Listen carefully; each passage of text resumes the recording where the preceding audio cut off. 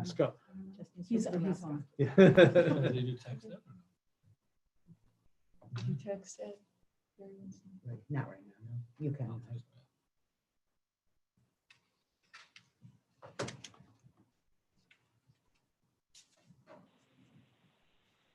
We're on the air.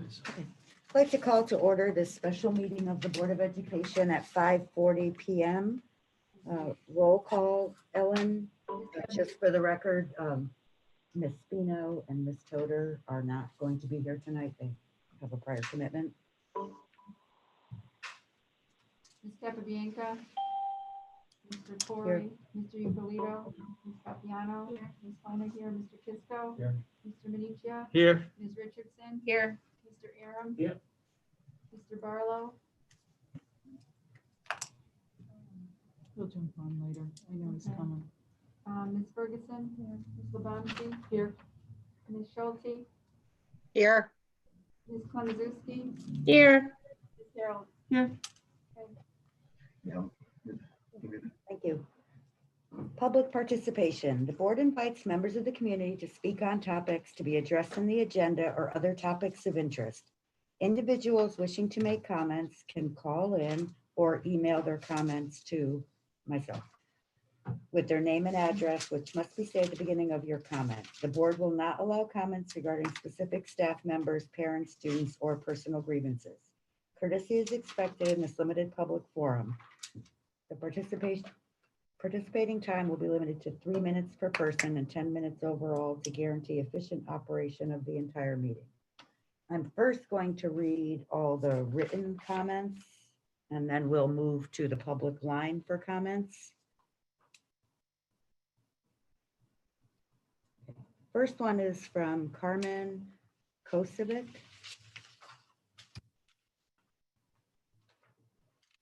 Dear trusted members of Torrington Board of Education, my name is Carmen Kosovic. I live at 84 Albrecht Road in Torrington, Connecticut. This will be my 8th year as a paraprofessional at the elementary level for the Torrington Public Schools. All 3 of my children have attended Torrington Public Schools up until this year. I chose to have all 3 of my children attend technical schools for high school. I want to start by saying thank you to everyone involved in the difficult task of planning for the unknown. Huge thank you to the teachers because I know they haven't actually had time to relax and reset this summer the way it is so desperately needed each year. This has been a challenging time for staff, students, and parents. That being said, I have huge concerns about reopening our schools safely. First, I will speak as an employee who is immune compromised.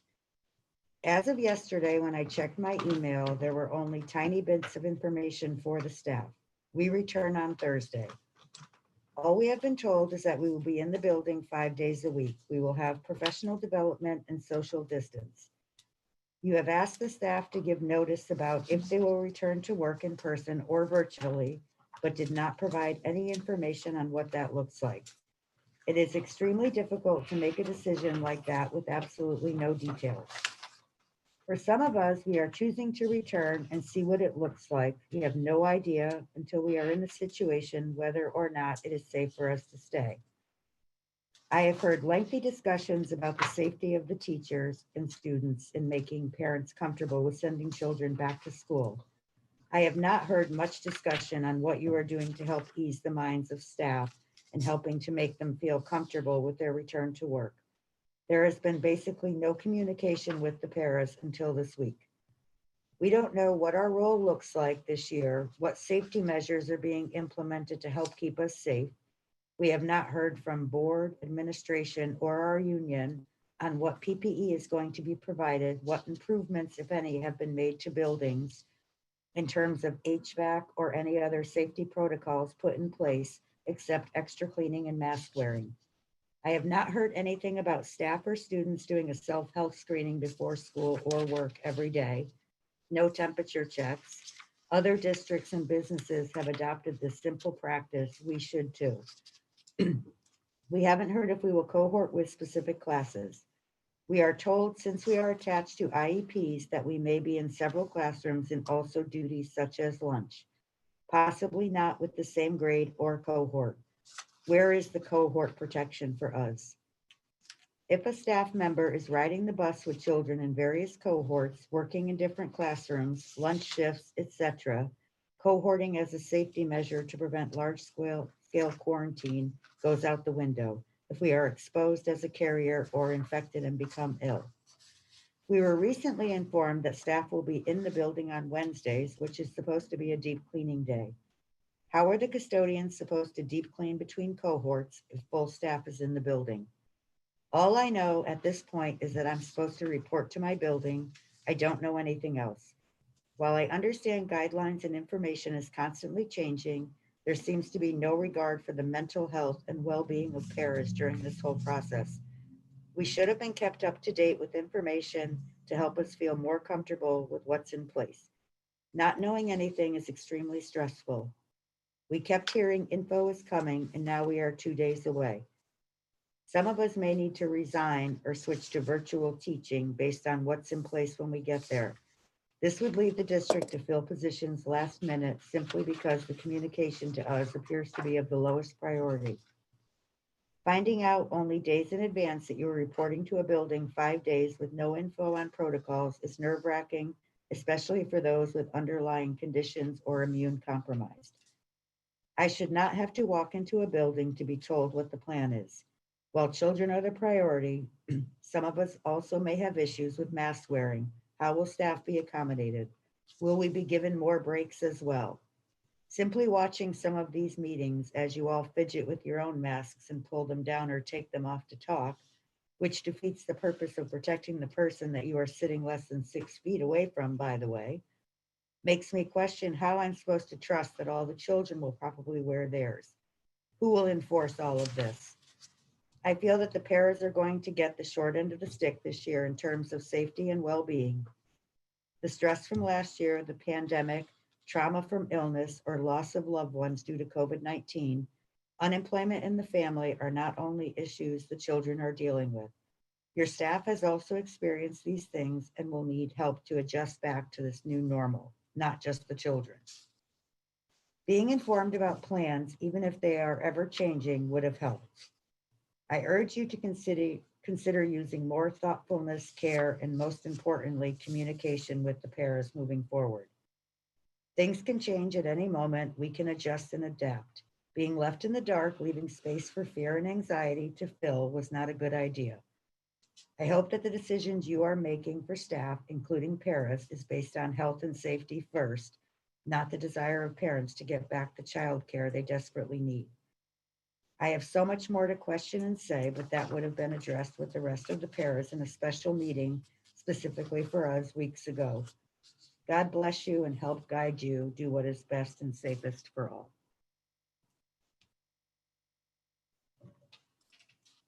Carrie Cassidy. We write to you this evening in regard to the decision to have teachers, administrators, and paraprofessionals physically present in the buildings while a deep clean sanitation is occurring. One only needs to ponder a moment to wonder how effective and, more importantly, safe it is to deep clean with 50 to 100 plus people in a building. Think about what it is like to try to clean your house with family members around. No sooner have you finished and it is already dirty with footprints, fingerprints, etc. The purpose of deep cleaning between cohorts was to ensure that the building had been sanitized to reduce cross-contamination. It has been suggested that the buildings will be cleaned around the teachers by moving teachers from room to room. This process does 3 things. It takes a clean room and contaminates it by exposing it to individuals.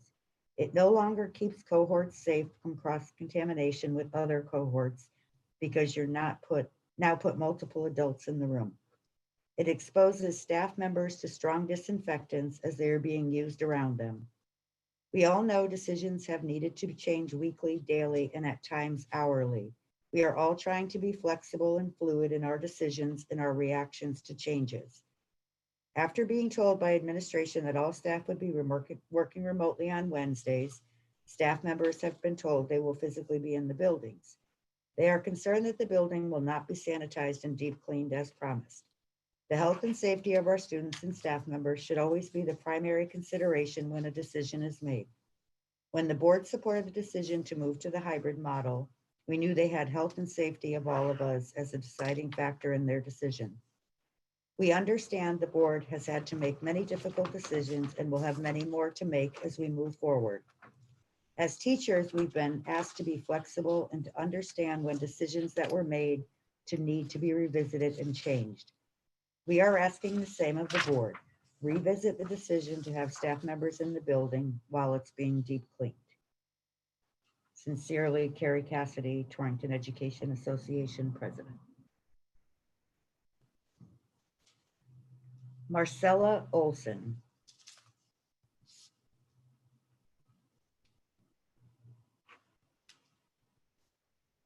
Dear Torrington Board of Education members, I am writing you in regards to the change in procedure for the midweek deep cleaning of the schools.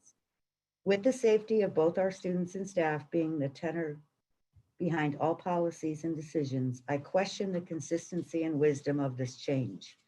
At any given time, we have to assume that each of us could be carrying the virus. Based on this, would teachers be expected to teach through masks even to an empty classroom? We also have to acknowledge that the more we are in the school building, however clean it is, our risk of contracting the virus and carrying it home increases. Minimizing our time in the building affords us an equal opportunity to reduce our exposure. Furthermore, mandating to us as an additional day of exposure also incurs an additional day of shouldering the anxiety that goes with this, compounded with exposure to deep cleaning chemicals. A message is clearly being communicated that the health and well-being of Torrington teachers is regarded as less than that of our students. Also, having staff present on Wednesday is inconsistent with providing equity of safety for our students. Cohort 1 students will enjoy the benefit of occupying a fresh building that was uninhabited for over 48 hours weekend, allowing adequate time for any remaining contamination to expire. Cohort 2 will not enjoy that same level of cleanliness.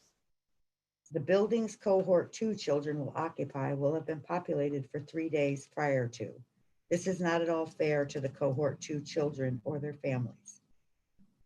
Lastly, broadcasting lessons from our homes, completely mask-free, would provide our students the weekly benefit of their teachers' full expressions, their smile, and a clear, unmuffled delivery. It would also give teachers a break from the exhausting task of teaching with hindered breath through a mask. The decision to keep staff out of the building to safeguard their well-being is a clear example of walking the walk. The critical midweek objective is to sanitize the building with as little risk to as few individuals as possible. I respectfully ask that you honor the tenet of safety before all else by requiring only the utmost skeleton staff in a building on Wednesdays to accomplish this objective. Marcella Olson, kindergarten teacher, Torrington School.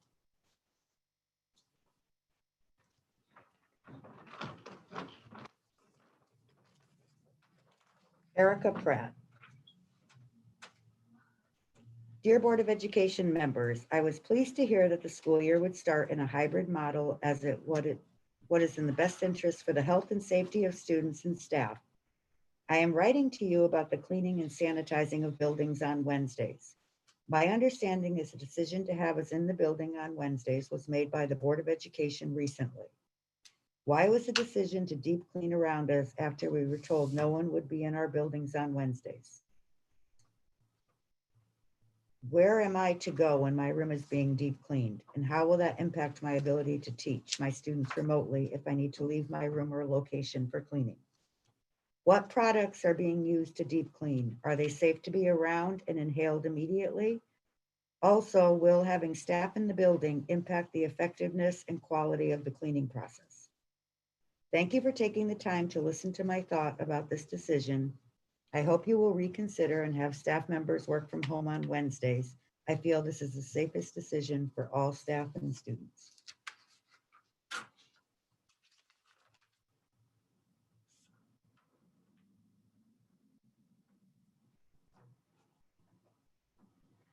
This is from Erin Benedict.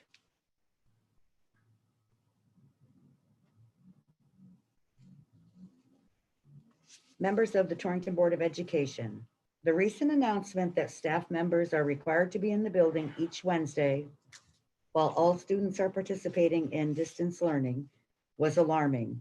How will these facilities be sanitized properly with a large amount of faculty and staff members present in the building throughout the process? This seems to completely contradict the original idea that the buildings would be empty between cohorts for everyone's safety. Another concern we have is in regards to our oldest child who is set to begin third grade at Torrington School. This has been a particularly difficult summer trying to arrange care for our children, as we understand it has been for many others in our community.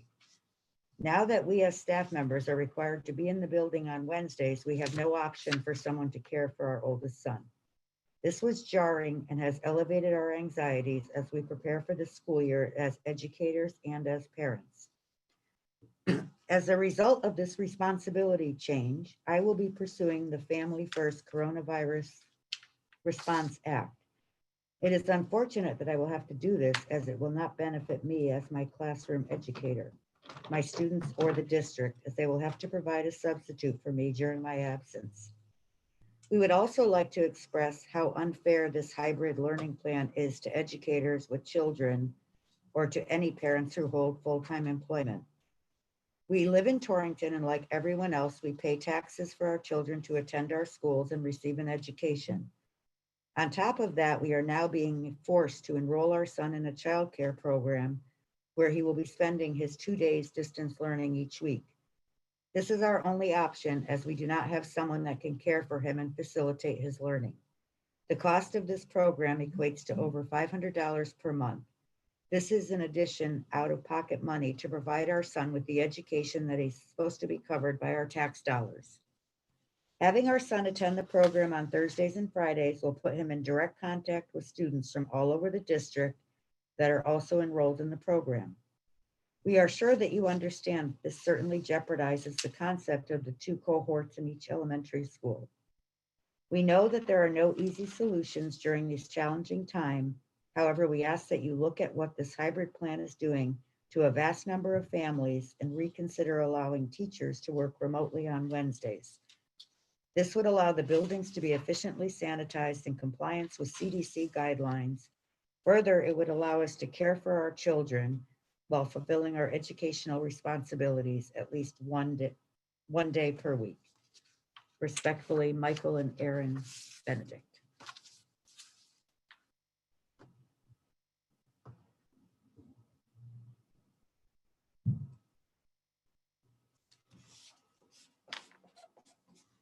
This is from Samantha Verbicus. We are writing with concerns for our 2 sons, both now registered students in the Torrington school system. We were told that no one was permitted in schools on a Wednesday over the weekend. Abruptly, I learned this was not the case. The parents in the city felt better knowing that Wednesdays were completely reserved for cleaning. How can this be so if there's 50 to 100 staff members in a building? The building cannot be deep cleaned if it's occupied. That puts the staff at risk as well as the students when they return. Compromising the staff at this point only prolongs the nightmare of this virus. Substitutes to cover teachers were scarce before, and I'm sure that will only grow worse as a problem during this difficult time. If the staff are required to be in these buildings, why aren't the students attending? If the building is deemed safe enough for us to work there as teachers and not remotely, as we were told we would be, why is it not safe enough for our students as well? I have to wonder how other parents in the city will feel once they know that these buildings are not truly sanitized between groups. I would think that the number of parents sending their children to school would decline rapidly. What risks does this pose to our students? It makes me nervous to know that my boys are attending school Thursday and Friday if the building has not been sanitized or deep cleaned as we were initially told. And if our efforts are to minimize risk, this only increases them, or at the base of this decision, invites further public outcry with the confusion of this change. Sammy and Jeff Verbicus, parents of a 4th grader and a kindergartner at Vogel Wetmore.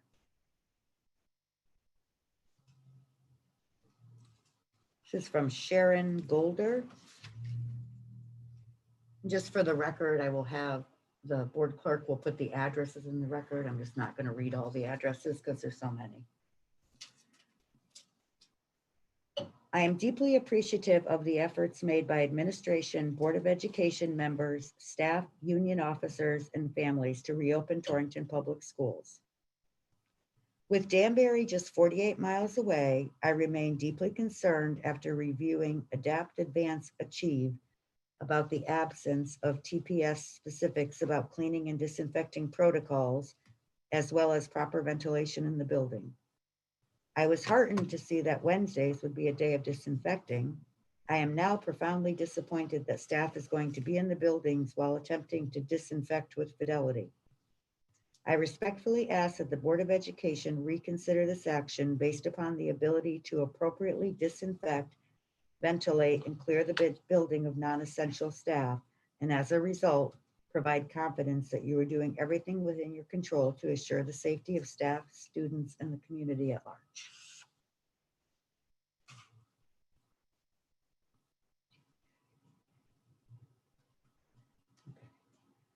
This is from Lorraine Ferrante, and she actually has two that she would like me to read. So I'm going to read the first one and then the follow-up one.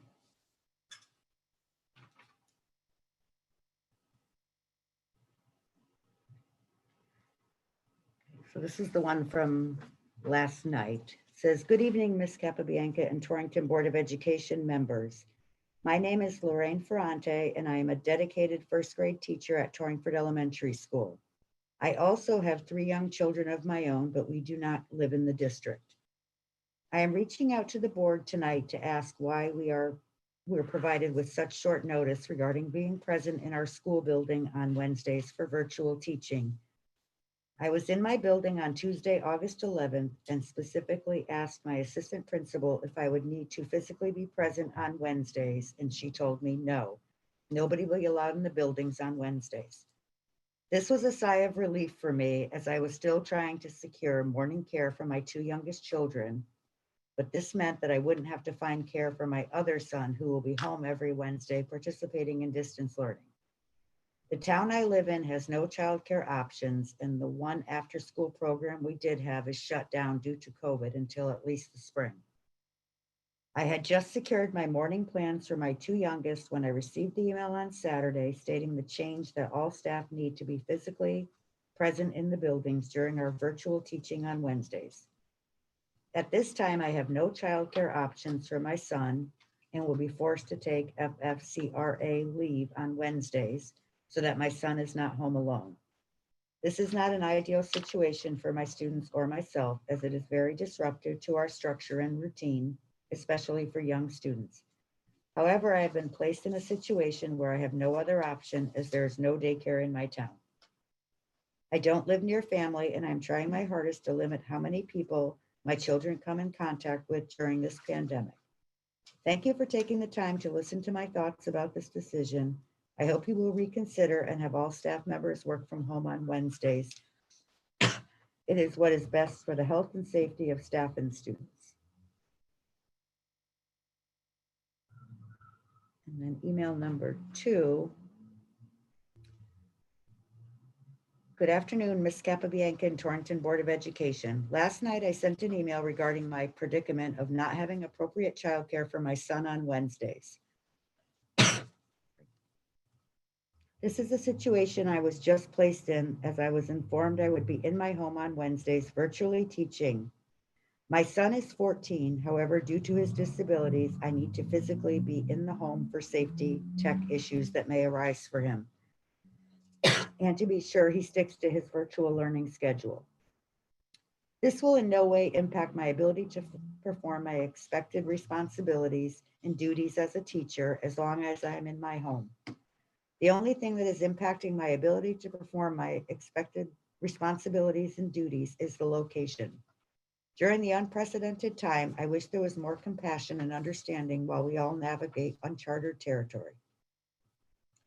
While my contracted hours are 8:30 to 3:40 each day, I can promise you as well as most every other teacher I have encountered, works well beyond those hours, including late nights and weekends. We sacrifice our family time so that we can be the best educators we can be for our Torrington students as they deserve that. We all need to work together to make this a successful year. Thank you.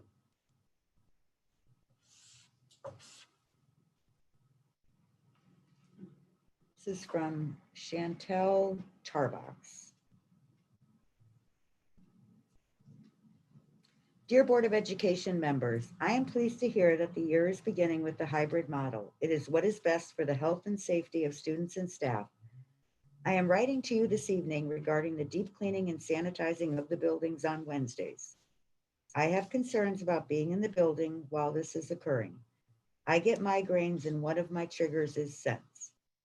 My principal is aware of my migraine trigger and we have discussed some strategies to use for the everyday cleaning of my classroom. I am concerned that the strategies we discuss cannot be implemented school-wide. Besides the excruciating pain and nausea, sometimes the migraine I get affect my eyesight, where whatever I look at, I can only see half of it and the other half is not there. I can also get numbness in my tongue, around my mouth, fingertips, and up my arms. Sometimes I want to say a certain word and another word comes out. These migraines have sent me to the hospital thinking they are strokes, all from a trigger. I know I am not the only person in the school with migraines. Another concern I have about being in the building while it is being deep cleaned is breathing in the chemicals. What type of cleaning products will be used while staff is in the buildings? Are the cleaning chemicals non-toxic? I assume they say they are. However, down the road, we could find out that these cleaning chemicals cause cancer or something else. I am also concerned about my colleagues that have asthma breathing in these fumes. The final concern I have being in the building on Wednesdays, it is supposed to be a day for deep cleaning to kill the germs to get ready for the next group of students.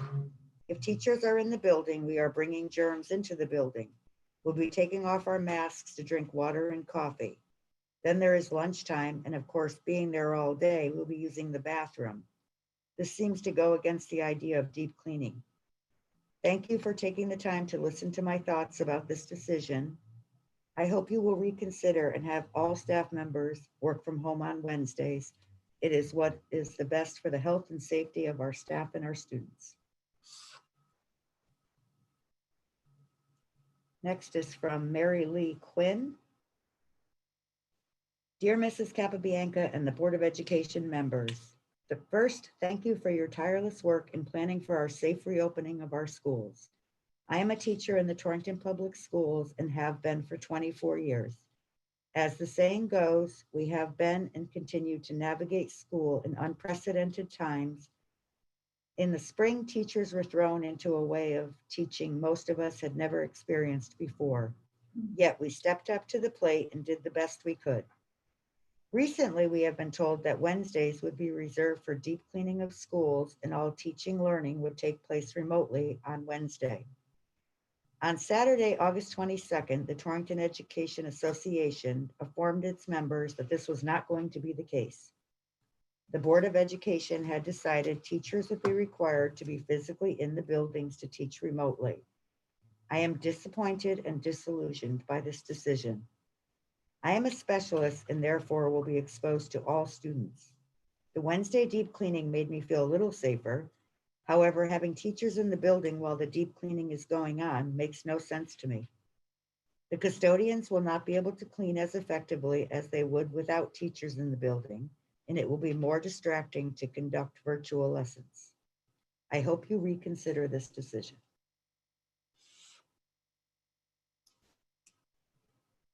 This is from Melissa Ferrucci. Dear Board of Education members, my name is Melissa Ferrucci and I have taught in Torrington for 14 years. I am writing to you this evening regarding the deep cleaning of the building each Wednesday. I thought that decision to start the year with the hybrid model was a good decision, since the building would be deep cleaned every Wednesday. Until I received an email on Saturday, August 22nd, my understanding was the staff would not be allowed in the buildings to teach on Wednesdays due to deep cleaning. Deep cleaning is meant to sanitize between cohorts to avoid any type of cross-contamination. The assurance that each building would be deep cleaned every Wednesday helped me to feel a little bit better about returning to school, not only for the safety of myself and my family, but also for the safety of my students and their families. Hearing that each building would be deep cleaned would help reduce the anxiety of many parents that were worried about cross-contamination of cohorts. I have not been made aware of how each building will be deep cleaned, but I would have to imagine that it will be a challenge for our custodial staff to properly clean while the building is full of teachers, paraprofessionals, secretaries, and administrators. How can our custodians deep clean commonly touched surfaces in other areas while staff will be moving throughout the building? How are we going to assure parents that their child's classroom has been deep cleaned and sanitized before they enter? I am asking you to please reconsider your decision to have all staff members teach from home on Wednesdays to allow our custodians to carry out their job to the best of their ability. This would be in the best interest for the health and safety for all students and staff. Thank you for your time.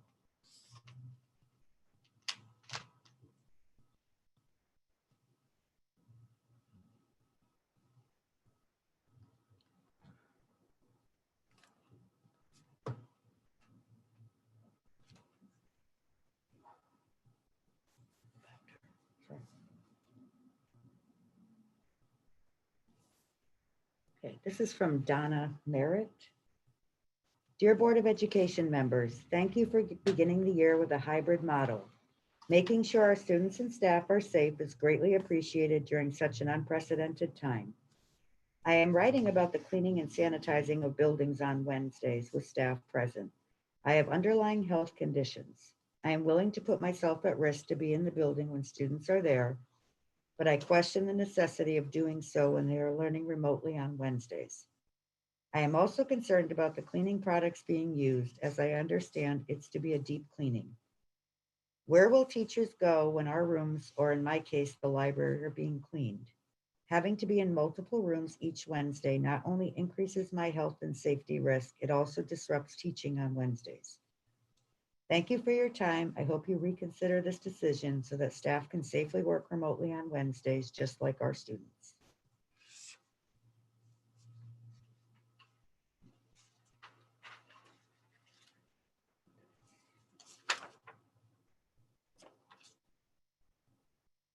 This is from Jennifer Fernandez. Dear Board of Education members, I am a teacher at Torrington School and have been with our district for 10 years. I am also a parent of incoming 3rd and 8th graders. I am pleased to hear that the school year is beginning with the hybrid model. It is what is best for the health and safety of our students and staff. However, I am writing to you regarding the cleaning and sanitizing of the buildings each Wednesday. My understanding is the decision to have staff in the buildings on Wednesdays was made by the Board of Education. As a teacher, I question why the decision was made to deep clean around us after we were told no one would be in our buildings on Wednesdays. As a parent of children in the district, I question how deep cleaning around teachers will impact the quality, effectiveness of cleaning and disinfecting between cohorts. How can the buildings truly be cleaned and disinfected between cohorts without putting staff health at jeopardy if they are required to remain in the buildings? Please reconsider and have all staff members work from home on Wednesdays. It is what is best for the health and safety of students and staff. It is also the decision many other districts have made in order to ensure the safest environment possible in these trying times. Thank you for your time.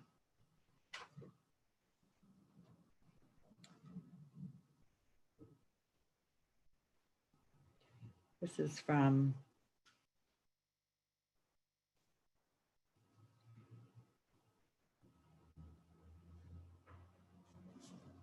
Dan Dunay. I hope this email finds you and your family well during these tough times. I'm not one to beat around the bush and would like to know how we teachers are expected on 3 days' notice to come up with feasible plan for childcare on Wednesdays during the school year, that we were told in writing that we would not have to be in the building that day. I realize that with the pandemic, we all need to make different sacrifices, but this is something I believe is more than a surprise to adjust to. To be honest, it's very disheartening. Every year at Convocation, we hear from our administration that we are valued, trusted, and will be supported. I feel the exact opposite right now.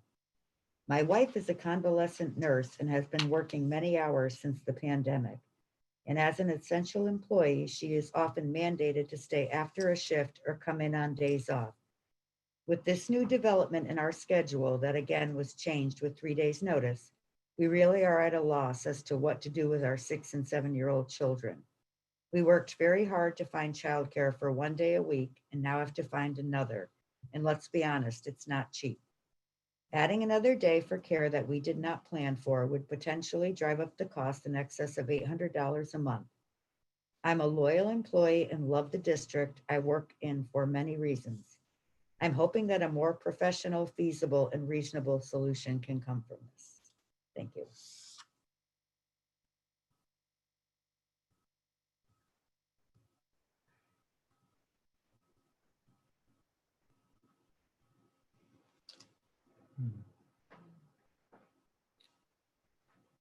Okay, this is from Jennifer Traver.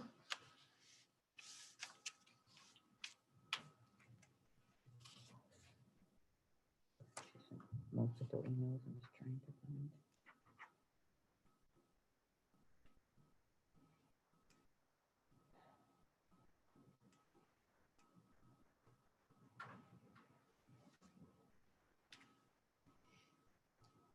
Sorry about that.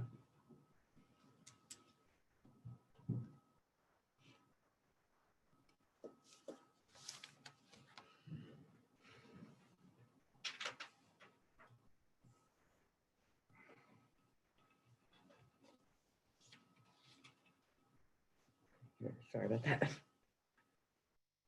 Okay, this is from Jennifer Traver. She is a mother of 2 high school students, one for the class of 2021 and one for the class of 2024. The email is regarding fall sports. I am writing this letter to advocate for fall sports, in particular football, as this is a sport my children play. For my boys and so many of their teammates, they have been patiently waiting for some sense of normalcy. The coaching staff has done a tremendous job at keeping the kids up to date with all the rules and regulations as they change day by day, and these boys have adhered to all of them just to be on that field. To them, it's not just a game. To some, it could be their final time on a field with their brothers. The last year with their coaches that they have looked up to and learned from the past 4 years. What are we telling these kids that have been so dedicated and have worked so hard? Oh, well, sorry, we're not going to try our best for you. I thought we try to teach our kids through sports that then leads to life. Never give up. There is always a solution to every problem. These kids have been conditioning since July, along with all other schools in the state. And we have had no cases that I am aware of, and I have researched. I understand the precautions in that you think you are trying to do what is best for our kids, but are you really? As an administrator for elderly housing, I can tell you firsthand how fast depression has overcome residents at my site. Not COVID. Depression is detrimental to their health, just as COVID is. Not just for my children, but for so many children. I have learned to love over my years in Torrington. Depression, anxiety, and bad decisions can come from no sports. I think we have all observed this in some instances over these past few months, since school ended in March. Parents have to work, kids are unsupervised with no extracurricular activities. I really do understand these are difficult decisions that you face, but please really try to take into consideration what we, the parents, want for our children and what the children need. The parents have complete faith in our coaching staff, so we ask that you do as well.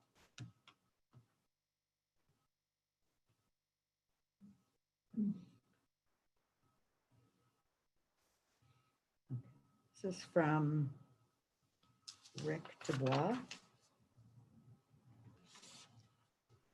Dear Miss Capabianca and Board of Education, my name is Rick Dubois. I have a son in the Torrington Public School System, and I am a science and math teacher at the high school. I am contacting you to discuss the requirement that teachers be physically present at their school locations on the Wednesdays while all students are distance learning. I am not sure what the rationale is for instituting this requirement, but I ask that the board reconsider this. I appreciate the great deal of planning and preparation that has gone into opening our schools, and I recognize that unfortunately there is no perfect solution to the myriad challenges that COVID is presenting. Having said that, the primary benefit of the hybrid schedule is to de-densify the school buildings to make a safer environment for all the students and staff that are physically in attendance each day. I think this was a prudent decision, and the ability to perform a deeper clean on Wednesdays reinforces this benefit. By requiring teachers to be present on Wednesdays, this undermines that benefit and needlessly exposes our staff to greater risk of exposure to the virus. Additionally, sanitizing efforts that are undertaken on Wednesday that are too in-depth to do during a regular school day will potentially be compromised by the presence of the staff and will inevitably interfere with the work of teachers. As noted on page 4 of the State of Connecticut reopening document, staff performing cleaning must be provided with substantial PPE to protect them from the chemicals they will be working with. So it does not seem to be appropriate to require staff to be in the same environment during these weekly cleaning efforts. Most businesses that have the ability for workers to do their jobs remotely are still doing this for the foreseeable future.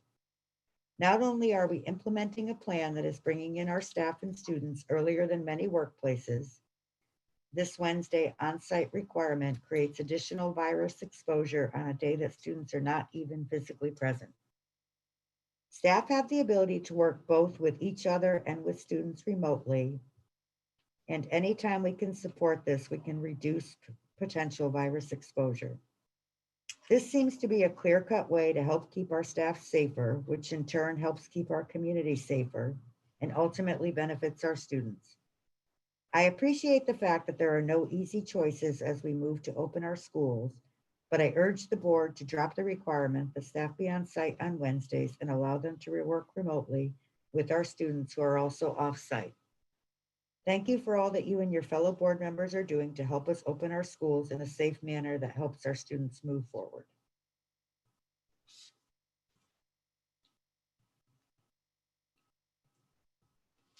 This is from Maggie McGillicuddy.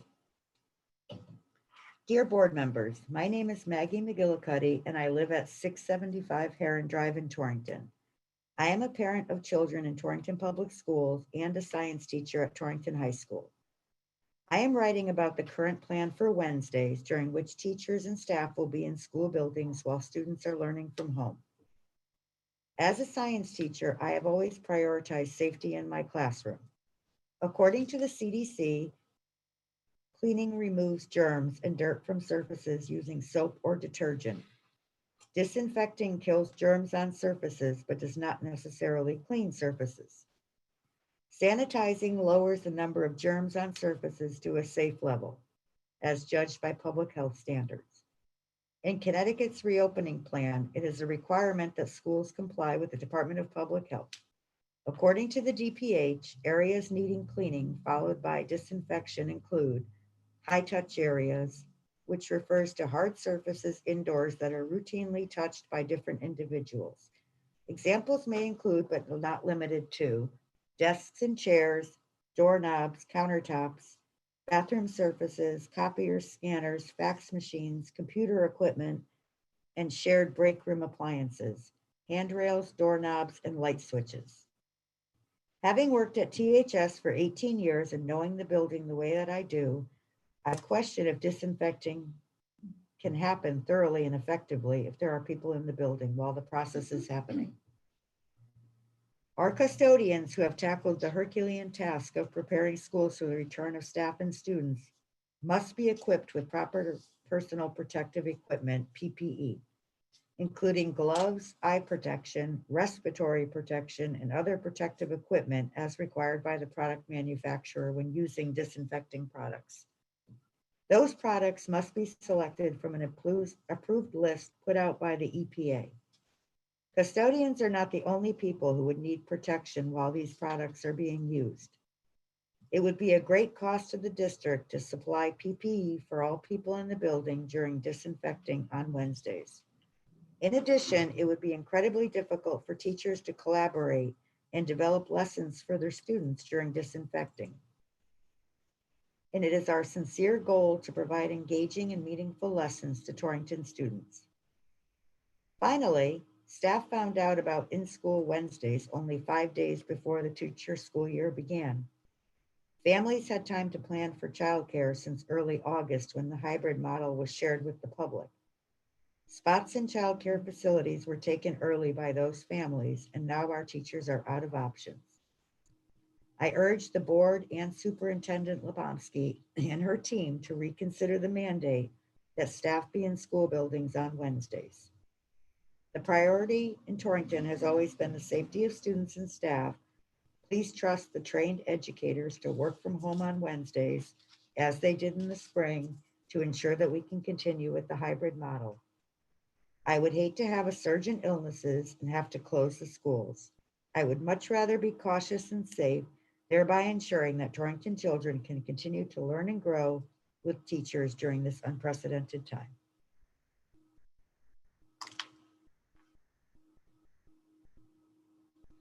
This is from Barbara Oles.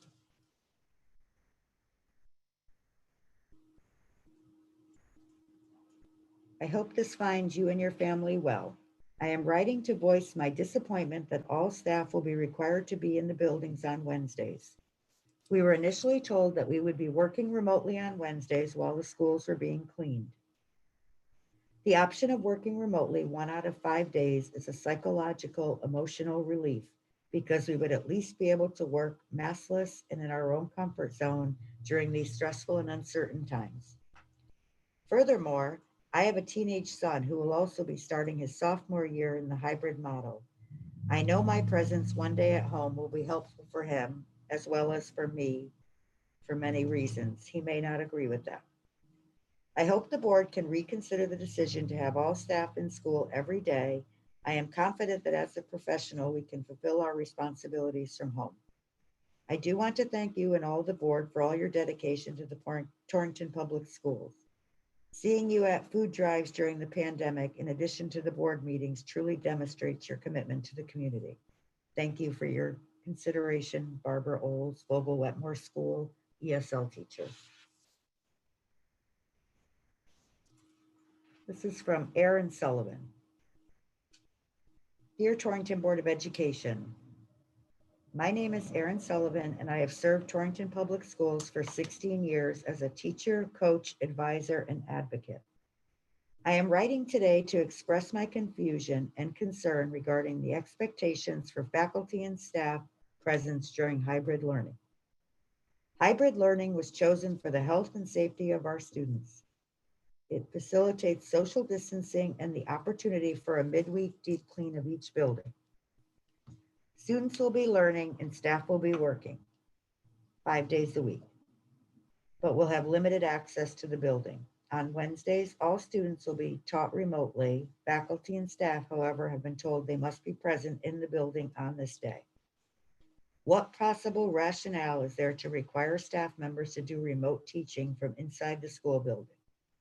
If no students are in the building, why must staff be in the building? Why is the district not allowing faculty and staff to deliver remote instruction from a remote location? This decision contradicts the best practices as established by Governor Lamont and the Connecticut State Board of Education under the Safe Workplace Rules for Essential Employees on the Connecticut State website. The first 2 bullet points read as follows. Essential employees who are able to work from home should be working from home. Eliminate all non-essential workplace travel. On days when all learning is being done remotely, teachers and staff are able to work from home. Travel to schools is not essential. Thus, by requiring teachers to be in the building on Wednesdays, the Torrington Board of Education will be flouting state standards. In addition, page 12 of Adapt, Advance, Achieve includes the following language. Consider delaying cleaning when school is not in session, such as over the weekend when possible, and particularly if there is a suspected case to allow for passive decontamination. For example, schedule deep cleaning on weekends for Sunday, not on Friday afternoon, immediately after students and staff leave. Part of the purpose of the hybrid model is to provide that deep cleaning between cohorts of students. The state recommends such cleaning be done in an otherwise empty building. Asking all staff to report contradicts this guidance. Essential and non-essential employees across the country are still working remotely to help stem the tide of this pandemic. Any perceived benefit of asking staff to report to buildings when students are not present is easily outweighed by the benefits of limiting travel and exposure. I ask the board to reconsider this mandate and allow teachers and staff to work remotely on Wednesdays. Thank you to Superintendent Lebonsky, Assistant Superintendent Ferguson, and all at Central Office who have been working tirelessly to provide the best, safest path forward for our community. The next is from Meg Dubois. The Torrington School District will only receive 30% of the total requested state funding for reopening costs, as reported in the Connecticut Mirror. How will this impact Torrington's reopening plans? Will the lack of funding lead to any modification in the reopening plan? If so, how will this impact student, teacher, and school staff safety on a daily basis? Will parents and teachers be made aware of any necessary modifications or changes to the reopening plan before school starts? With so many parent and family members watching the Board of Ed meeting live on the recording, it would be so nice to see all the Board of Education members wearing their masks during the meeting. There is no need to remove your mask when speaking or asking questions. This sets an example for the teachers and students who will be expected to wear their masks the entire day. Thank you to the board, Ms. Lebonsky and Ms. Ferguson, for your efforts to keep Torrington students, teachers, and school staff informed and safe during this challenging time.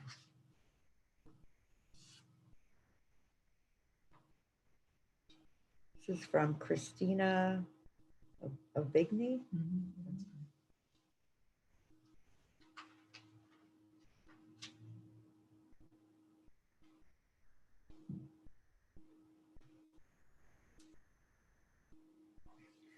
Dear Ms. Capabianca and Board of Education members, I am writing on behalf of my colleagues as well as myself.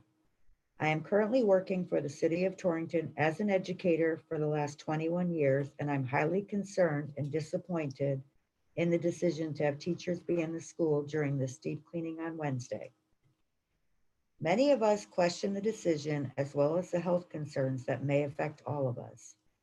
We were previously told that we would be in on Mondays, Tuesdays, home on Wednesdays, back in school for Thursday and Friday with our individual cohorts, which was fantastic. This hybrid model was one we all felt could be feasible and practical. We felt supported and respected. With this decision now, we no longer feel this way. The safety and health concerns of teachers as well as students is one of our greatest. Our questions focus simply on when will the deep cleaning take place? Who is responsible for the deep cleaning? Will these fumes harm our well-being? In closing, I believe it would be the best interest of our students and my colleagues if you would please reconsider the decision. I firmly believe the district has provided me with the necessary tools to be highly effective from home for my students.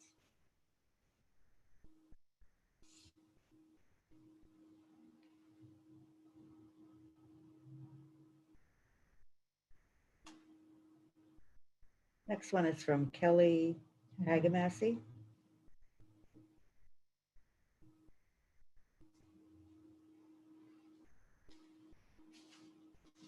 Okay.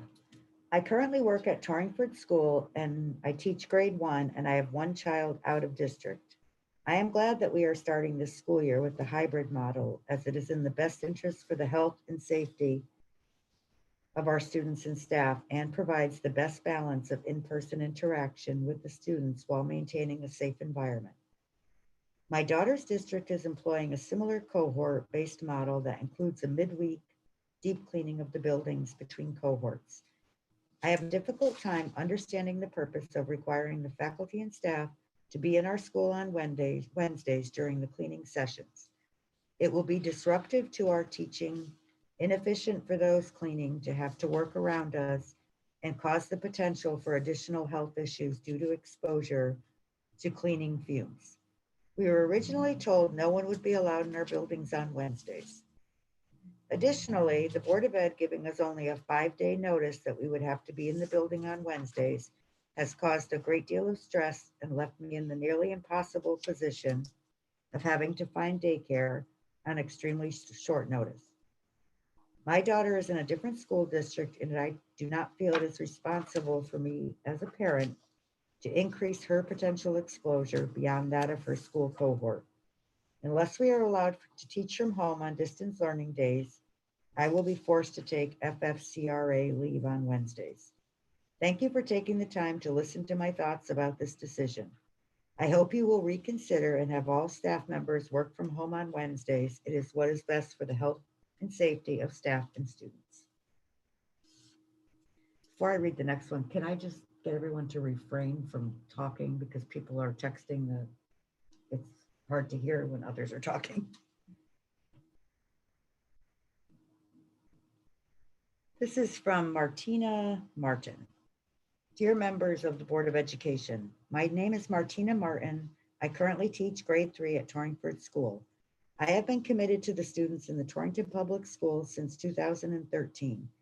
I am writing to you this evening regarding the deep cleaning of the buildings every Wednesday. Prior to the email we received on August 22nd, it was my understanding that staff members were not permitted in any of the school buildings on Wednesdays due to deep cleaning. We were told all staff members would be working virtually from home. This included administrators and secretaries. Staff members and parents were informed during multiple meetings that the purpose of deep cleaning is to sanitize between cohorts to avoid any type of cross-contamination. The act of deep cleaning served as a reassurance to many staff members and reduced uncomfortable feelings about returning to buildings during the COVID-19 pandemic.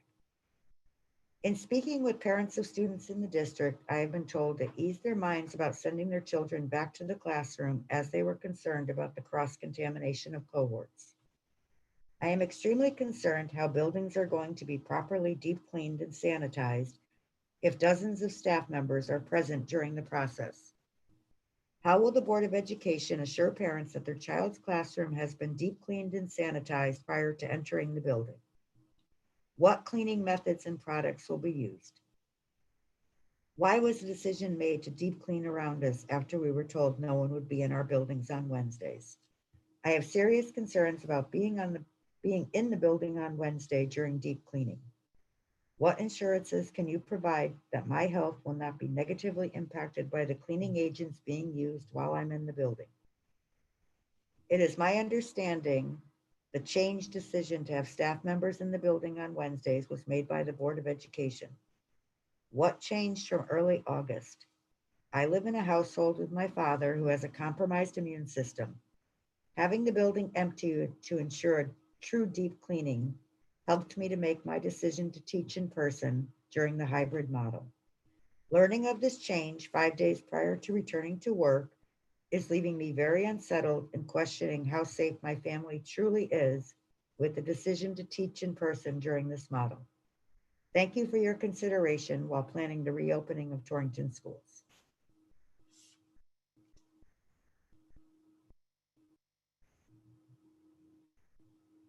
Next one is from Christine Chapin.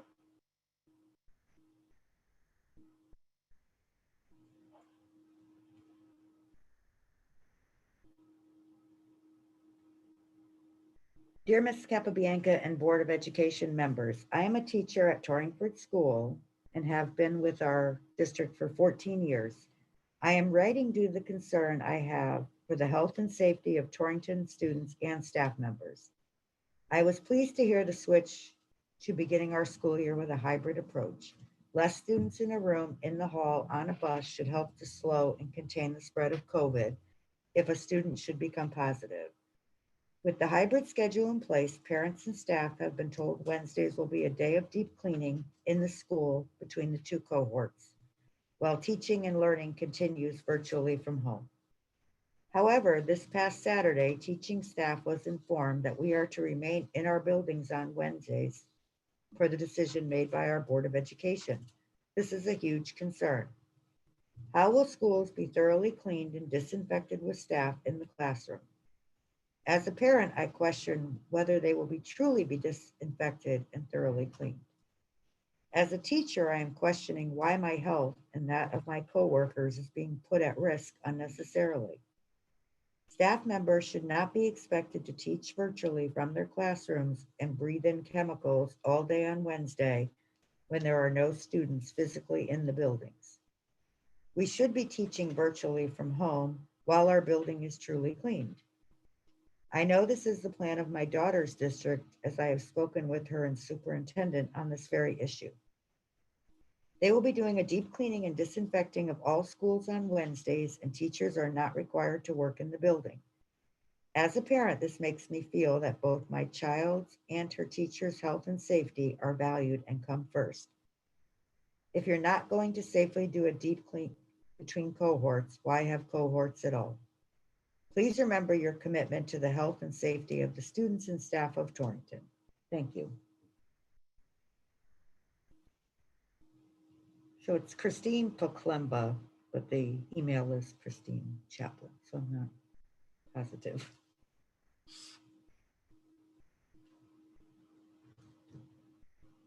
Next one is from Catherine Clinkscales.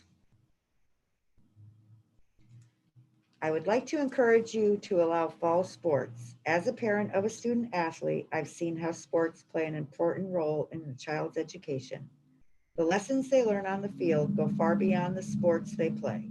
Sports are good not only for physical health, but the mental health of our children. It helps keep kids engaged in school that otherwise have little interest.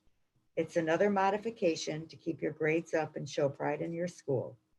As a nurse that worked on the front lines to the peak of COVID, I understand this is a difficult decision to make. We all want to keep Connecticut numbers low and people safe. I feel that we can begin to return to some sense of normalcy and still keep people safe. The teams have been conditioning since July 6th without any negative consequences. Coaches and athletes have worked hard to accomplish this. With every change and delay, it hurts these players again. These athletes only have 4 short years to play the sports they love. The spring season was taken away. Please let them play this fall. Everyone in the state of Connecticut has worked very hard to flatten the curve and keep our numbers of COVID cases low. Let's start reopening and getting to do things that bring us joy and allow some human interaction.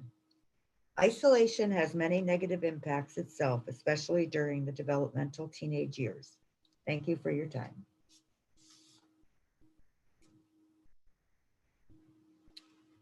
This is from Stacy Deloy.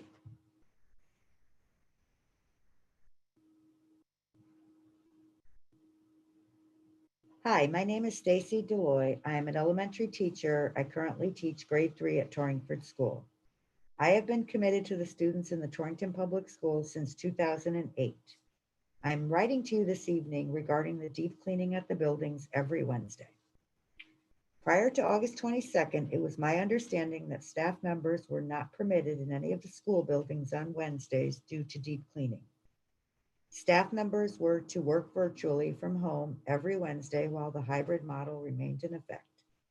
Many teachers were told by administrators absolutely no one will be allowed in the building on Wednesdays due to deep cleaning.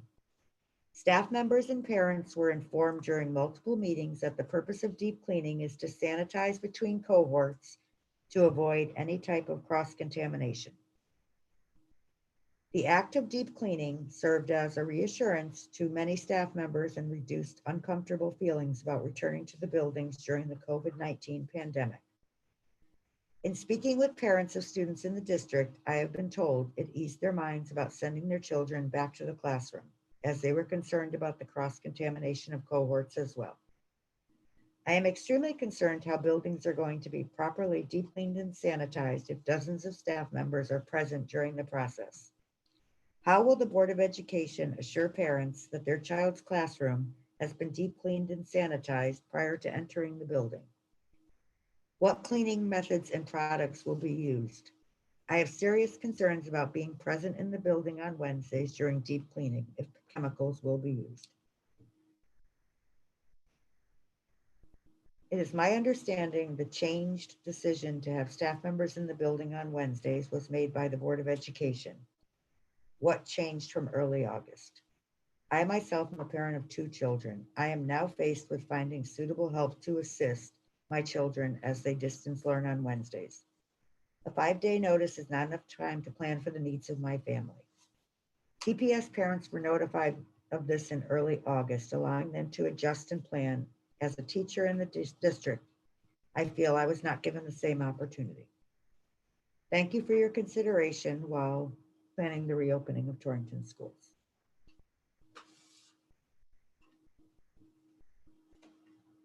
This is from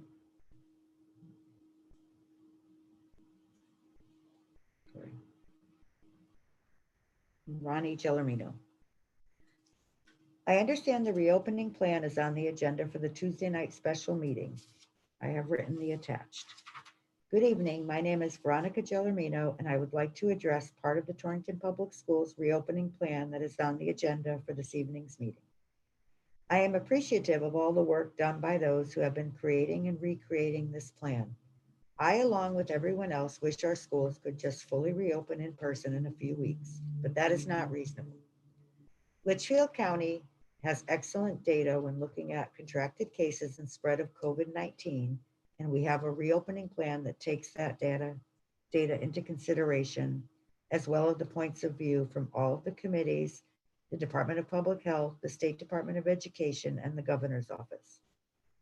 The part of the plan I would like to address is the part where all certified and non-certified staff are required to be in the building in person on professional development days, as well as Wednesday distance learning days.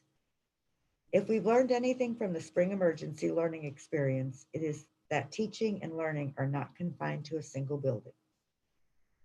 I foolishly believe that the idea of requiring staff to report to the buildings to work on the Wednesday distance learning building deep cleansing day was just an evil rumor and gave no credence to it, as it serves no purpose that I can ascertain. I considered budget, safety, and health, academics, and education. Apparently I was wrong, and there are some who believe that having non-certified and certified staff report to the building on Wednesdays is a good idea. I will be brief in explaining my reasoning because I want to give you, the Board of Ed, time during your meeting to discuss the reasoning behind this decision and perhaps do what I consider the correct thing and decide against it. 1, will having certified and non-certified staff in the buildings on Wednesdays have any positive effect on the budget or save money? If there is a budget saving reason, I cannot see it. 2, will having certified and non-certified staff in the buildings on Wednesdays make our reopening plans safer or improve the health and safety of our Torrington community? This cannot be a reason, as any gatherings of people in an indoor area comes with risk, regardless of safety precautions. If Wednesdays are for deep cleaning, wouldn't having certified and non-certified staff in the building make that process more laborious?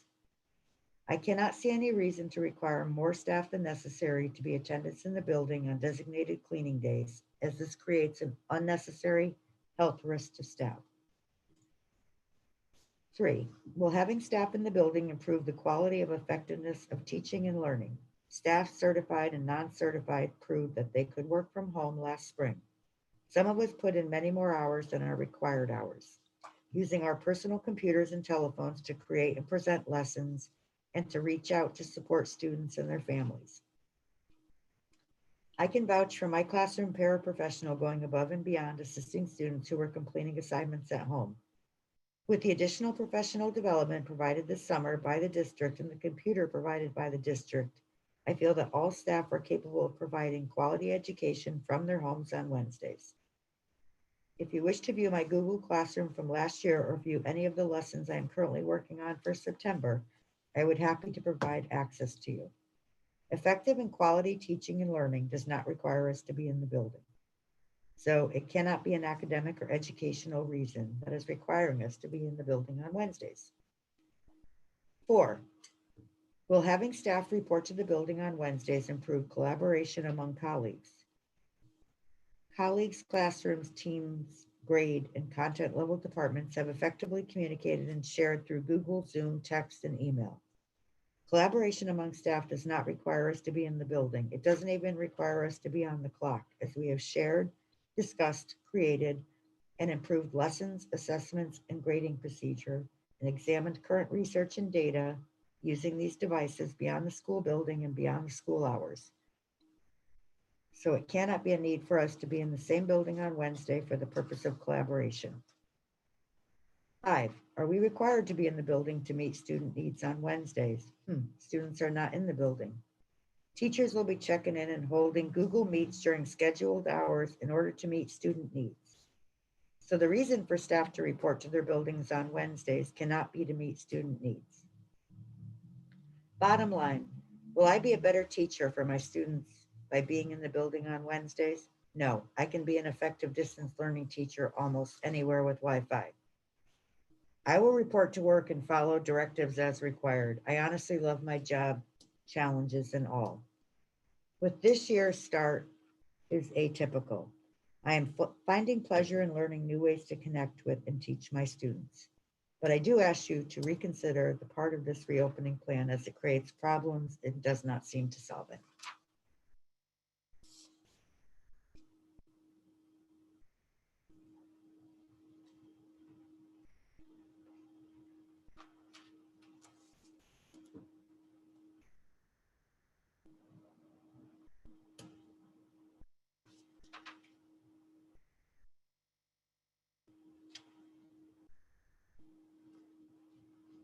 Next one is from Nicole Gaynor.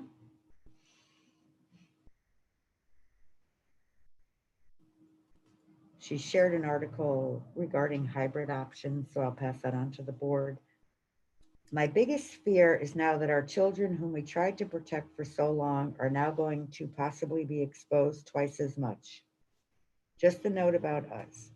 We will be sending our 2 kids to school 2 days a week and daycare the other 3, so that they can receive an education and my husband and I can continue to work. I was laid off in the end of March when my office shut down and I was able to stay home with them for 4 months during this time. I did hours of distance learning with them every day. My office has since reopened. I have returned to work full time, and so they are at daycare 5 days a week. I would obviously stay home and continue distance learning if that was an option, but we have to work to pay bills and they need an education, one they are unfortunately not receiving at daycare. Our children are adopted from DCF foster care. They have been through a lot of stress and trauma in their short lives. They don't do well with change in general, with their routine, schedule, surroundings, caregivers, etc. They need much more structure and stability than this plan offers.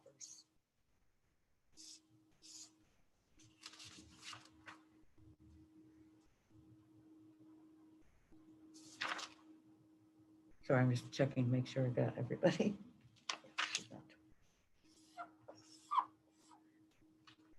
Okay. So that concludes the written comments. Is there anyone on the public line that wishes to address the board? Mhm.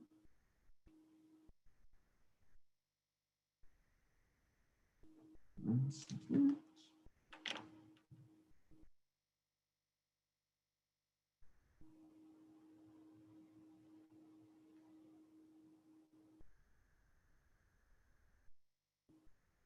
Hold on.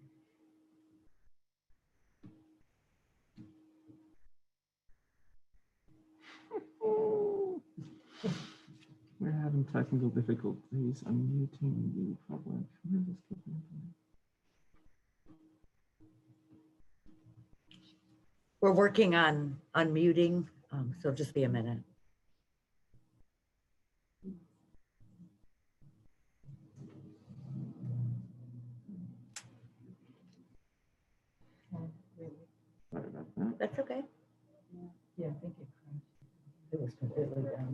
time. Yeah.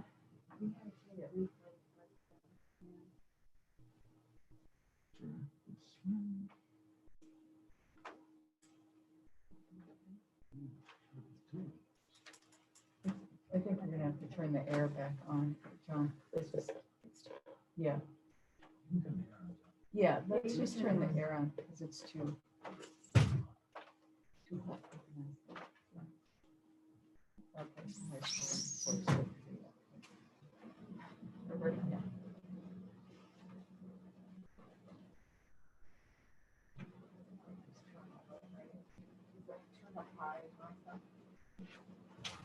Yeah. Yeah.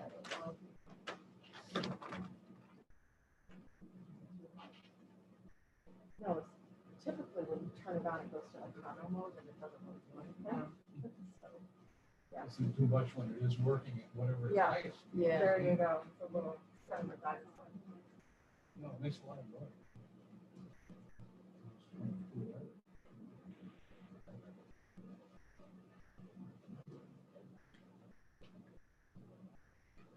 Ed didn't pick up. We're still working on the technical issue. So once we can get it resolved, we'll know you're out there.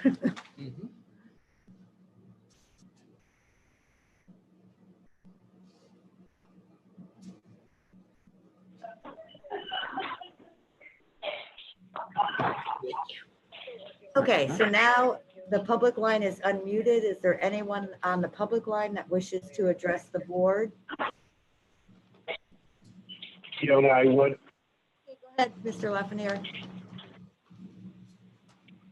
Good evening. Jason Lafreniere, special education teacher at Torrington Middle School. Due to the recent flurry of communications that have come out over the last few days, I don't know who to direct my disappointment and frustration at. Who made the decision for staff to be in the buildings for the week of professional development that starts this coming Thursday, and for staff to be in the buildings on Wednesdays to teach and collaborate with colleagues? Depending on the email or who you talk to, it could be the Board of Ed or it could be the administration. My opinion is that it is the administration, as they are the only ones that can make such decisions, but the decision was made with strong influence from the Board of Ed. I'm sure that the reason behind this decision is accountability. It has been stated several times by more than one board member that it is believed that staff were doing other things during their normal work times for the last 3 months of last school year, while we were supposed to be working from home. Should such a decision be made to keep staff home on any day for this school year, I urge staff to adhere to contractual hours and not give the community, administration, or the Board of Ed a reason to believe that we are doing something other than working. According to the Republican American this morning, 2 local restaurants have had to temporarily close due to an employee at each testing positive for COVID-19. They've also stated that 63 new cases of COVID-19 have been reported in Torrington since the start of June. We know that students can be carriers and be asymptomatic. How many children are being tested? The likelihood that an asymptomatic student will attend school and possibly infect others is high. How can we ensure that staff and/or students entering the building will not be a catalyst for an outbreak? Can we implement daily electronic symptom checks as other districts are doing? The other part of the hybrid model that worries me is the sudden move to as much outside time as possible. Does this outside time follow the safety and security plans of the district? What does Torrington Police Department or the School Safety and Security Committee think about this? I realize as much fresh air as possible makes for a safer environment for everyone. However, are we putting our school communities at risk by increasing outside time? I know that you have all worked tirelessly to put this plan together and will be making decisions and learning as we go. Nobody can account for every possible situation. Change is constant and ever present, but communication has not been. Communication from all sides must be honest, consistent, clear, and as transparent as possible. Pointing fingers at one another is divisive. We are in this together and need to do it together. The staff, parents, and community need to continue to be heard, listened to, and part of the process. I look forward to the challenges of this school year. However, I would be remiss if I didn't say that I started to lose sleep and my stress level is increasing the closer we get to the start of the year. Please do what you can to ensure that stress is limited. Thank you. Thank you. Is there anyone else on the public line that wishes to address the board? Hello, Eva Kaminsky. Hi, go ahead.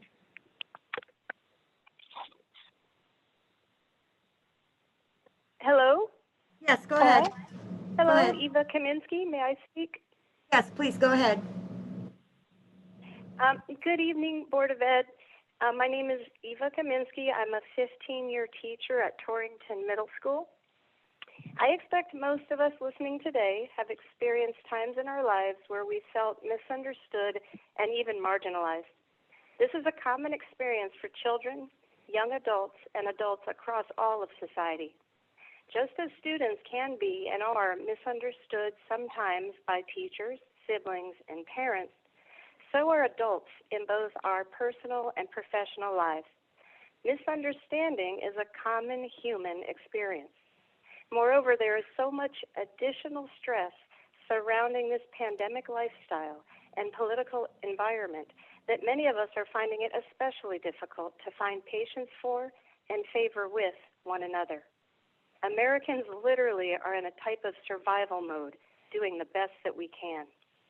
I'm phoning in today in hopes of clearing up what I believe to be an inaccurate perception of teaching and learning in Torrington during the spring closure, with the goal of reassuring parents and board members of our diligence, dedication, and success, both then and moving forward, no matter where we teach from. First, please know that while teachers choose the career for many different reasons, no one really lasts as a teacher unless they find satisfaction and even joy in working with children and young adults to grow their intellects, confidence, and ultimately sense of self-worth. Nothing brings me greater joy than seeing a student sit straighter, walk taller, and feel great about themselves. We teach because we enjoy connecting with children, facilitating their growth into more mature, independent learners and problem solvers. We do it because we enjoy the challenge of reaching and supporting a variety of different types of personalities and learners. Teaching changes often and is incredibly challenging, even more so than my previous careers in banking and computer training. But even teachers did not want to have schools close and transition to distance learning last spring. However, the vast majority of students made impressive gains during distance learning last spring. And in many of our classes at Torrington Middle School, despite the more typical stories of discontent and frustration that tend to get more media attention, many of our TMS students, in fact, excelled once they adjusted. If you stop and think about it, true learning, accepting what you don't know how to do and learning to do it, is always difficult and often frustrating initially.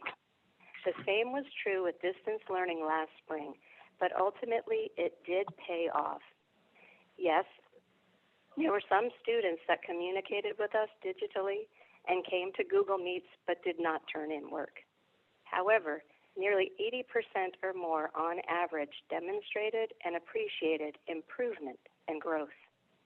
In the 10+ weeks that we provided 4 meaningful lessons and activities per week, not only did students and entire families learn more real, relevant, and useful 21st century tech skills, but students became more motivated due to family involvement and support in those initial weeks. It is commonly accepted by educators who learn about it in college and see the effects firsthand that a parent's interest in their child's studies is a very powerful motivator, even more than that of their teachers. Simply put, children crave their parents' attention and approval. Online learning in the spring, though difficult for parents at times, especially at the beginning, generated conversations and made involvement and support from both parents and siblings a necessary priority, which indeed motivated many students who had struggled to focus or maintain interest prior to the building closure. Many students were more successful and gained confidence and pride from the distance learning experience. which not only was enormously rewarding to teachers, but is also likely to sustain them moving forward. Such experiences, after all, stimulate the reward center of one's brain, thereby teaching students that learning can be pleasurable. I can't tell you how many comments I received in Google Classroom along the lines of, "I did it. That was so cool. That was easy. How can we have more of this or that?" and other indicators of how good success felt to students. Moreover, several students chose to complete optional enrichment activities, which were in fact extended understanding and even summative assessments that invited students to present what they'd learned in an engaging way. Finally, most students became more independent learners and problem solvers from communicating with us digitally, both in real time and also with a necessary delay when teachers may have been conducting a Zoom class for another class, scoring submitted assignments, revisions, planning lessons, communicating with other students, or even sleeping, as students reached out at all hours of the day and night. Many students learned multiple new ways to communicate digitally, such as email, private and public comments in Google Classroom within documents, within the instructions and on the stream, and even uploading pictures of handwritten and drawn work or screenshots of what they weren't understanding. Some communicated more with one another digitally, as well as with us, and many got much better at solving their issues before we even got back to them or communicating using far more descriptive language. The in-person culture of wanting verbal one-to-one teacher feedback for every small step in the middle school classroom was replaced in large part by a significantly more self-directed, autonomous, problem-solving situation over the course of the trimester, freeing up time for teachers to make multiple individualized suggestions for revision and even praise improved outcomes. I truly believe and know in my heart that given the chance to do this on Wednesdays from wherever we do it, will continue to facilitate the kind of results we saw in the spring. Again, one of the most delicate balancing acts we encountered with digital learning was motivating all students without overwhelming them. It's impossible to discern when a student is spending 90 minutes or more on an assignment that most students will finish in 15 or 20 unless that student or family reach out. While that need to reach out is generated by stress in such a situation, that outreach is a valuable experience that both family and student learn advocacy from. And we as teachers encourage it and welcome it at every turn. Adding revision and resubmission Fridays, which will become Wednesdays in the fall, was very successful for students that arguably rush through or don't read carefully, as well as those who rework and perfect more than necessary. Let me conclude by thanking you for the hard work and support you've demonstrated during the meetings I've been able to attend virtually, and the significant and admirable amount of patience and time you've devoted to clarifying your decision-making process, as well as many helpful details concerning the coming fall. Please consider affording us the confidence, professional respect, and trust to continue our schoolwork from our homes on Wednesdays during this hybrid time so that we can devote the maximum amount of time to student feedback and planning, as well as do our part to promote the cleaning of our building and our own personal health. Thank you. Is there anyone else on the public line that wishes to address the board? I would like to. My name is Heather Sanders.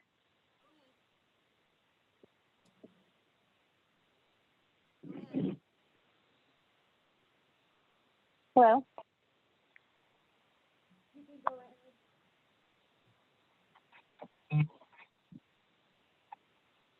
You can go ahead with your comment.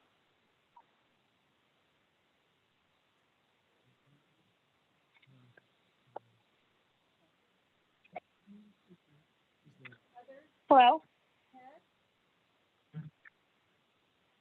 Good evening. I am a mother of two boys that one is class of 2021 and my second son is class of 2024. I would like THS to go forward with fall sports. I know that we are going through a very difficult time right now, but I feel that our kids need their sports as an outlet. I know that my two boys are two very different kids that need to do sports for different reasons. I have been very active in the football community for over 9 years. I have grown to love and get to know a tremendous amount of families in our town. All the children that I have come to know need sports for different reasons. I feel that football needs to proceed this fall. The boys have adapted to all the changes and have waited patiently to hear if they could proceed playing the game that they love. All the boys on the team look forward to this sport, and they have a short amount of time to play the sport that they love. It is very unfortunate with football that if they don't play in high school, then they are not able to play at all because there is no other league to participate in. This is my oldest son's senior year, and he is hoping to move on to play college football. If he does not play this season, along with his other senior teammates, it will be very hard for them to move on to the next level. They have worked so hard all these years for their senior year to be ripped away from them. This is mentally draining for all of our boys. How do you think it is going to be for these boys to get athletic scholarships if they don't get their time to shine? I know last year's seniors got gypped from spring sports, from prom, and their traditional graduation, but I feel that the class of 2021 is not being thought of, and they are not being able to take their SATs to our colleges last spring, and now their fall sports are in jeopardy. Thank you for your time, Heather Stannard. Thank you, Heather. Is there anyone else that wishes to address the board?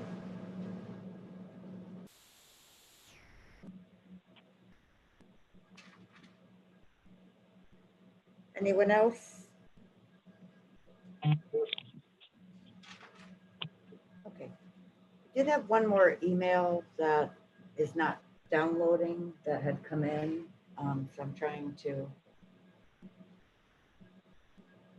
correct this technical difficulty. It's not coming through email. They tried to send it through text and I can't get it either. So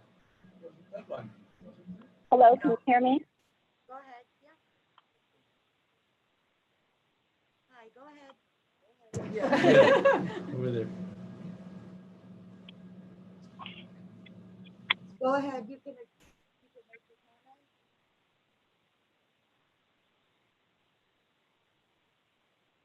Do you want to go ahead and speak to the board?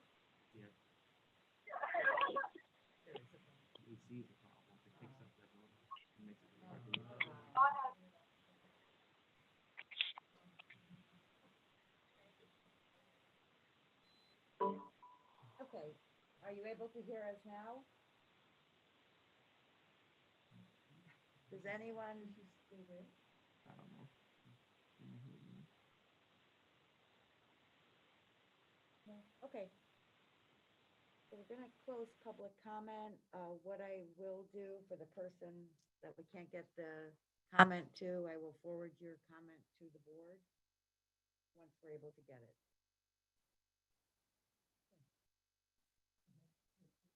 Discussion, next steps, COVID-19 expenses. We're going to actually combine the two, the A and B, if that would be okay. I think it will make more sense, or we don't have to. Yeah, we can just, because it's a special meeting, we can't change the agenda, but you can just discuss them in totality. Okay, I just think this might make more sense to go from there. Or do you want to go ahead with what you have? Whatever you want. Okay, I don't know. I just thought it might help in terms of a frame of reference. So we're going to shift to the PowerPoint. This is a PowerPoint that was presented to the parents, and now we've added some extra pieces, and it might help to answer some questions for people on the line as well. So we're just going to go ahead and dive in. I don't know, does everybody have a copy? Yeah, we all have it.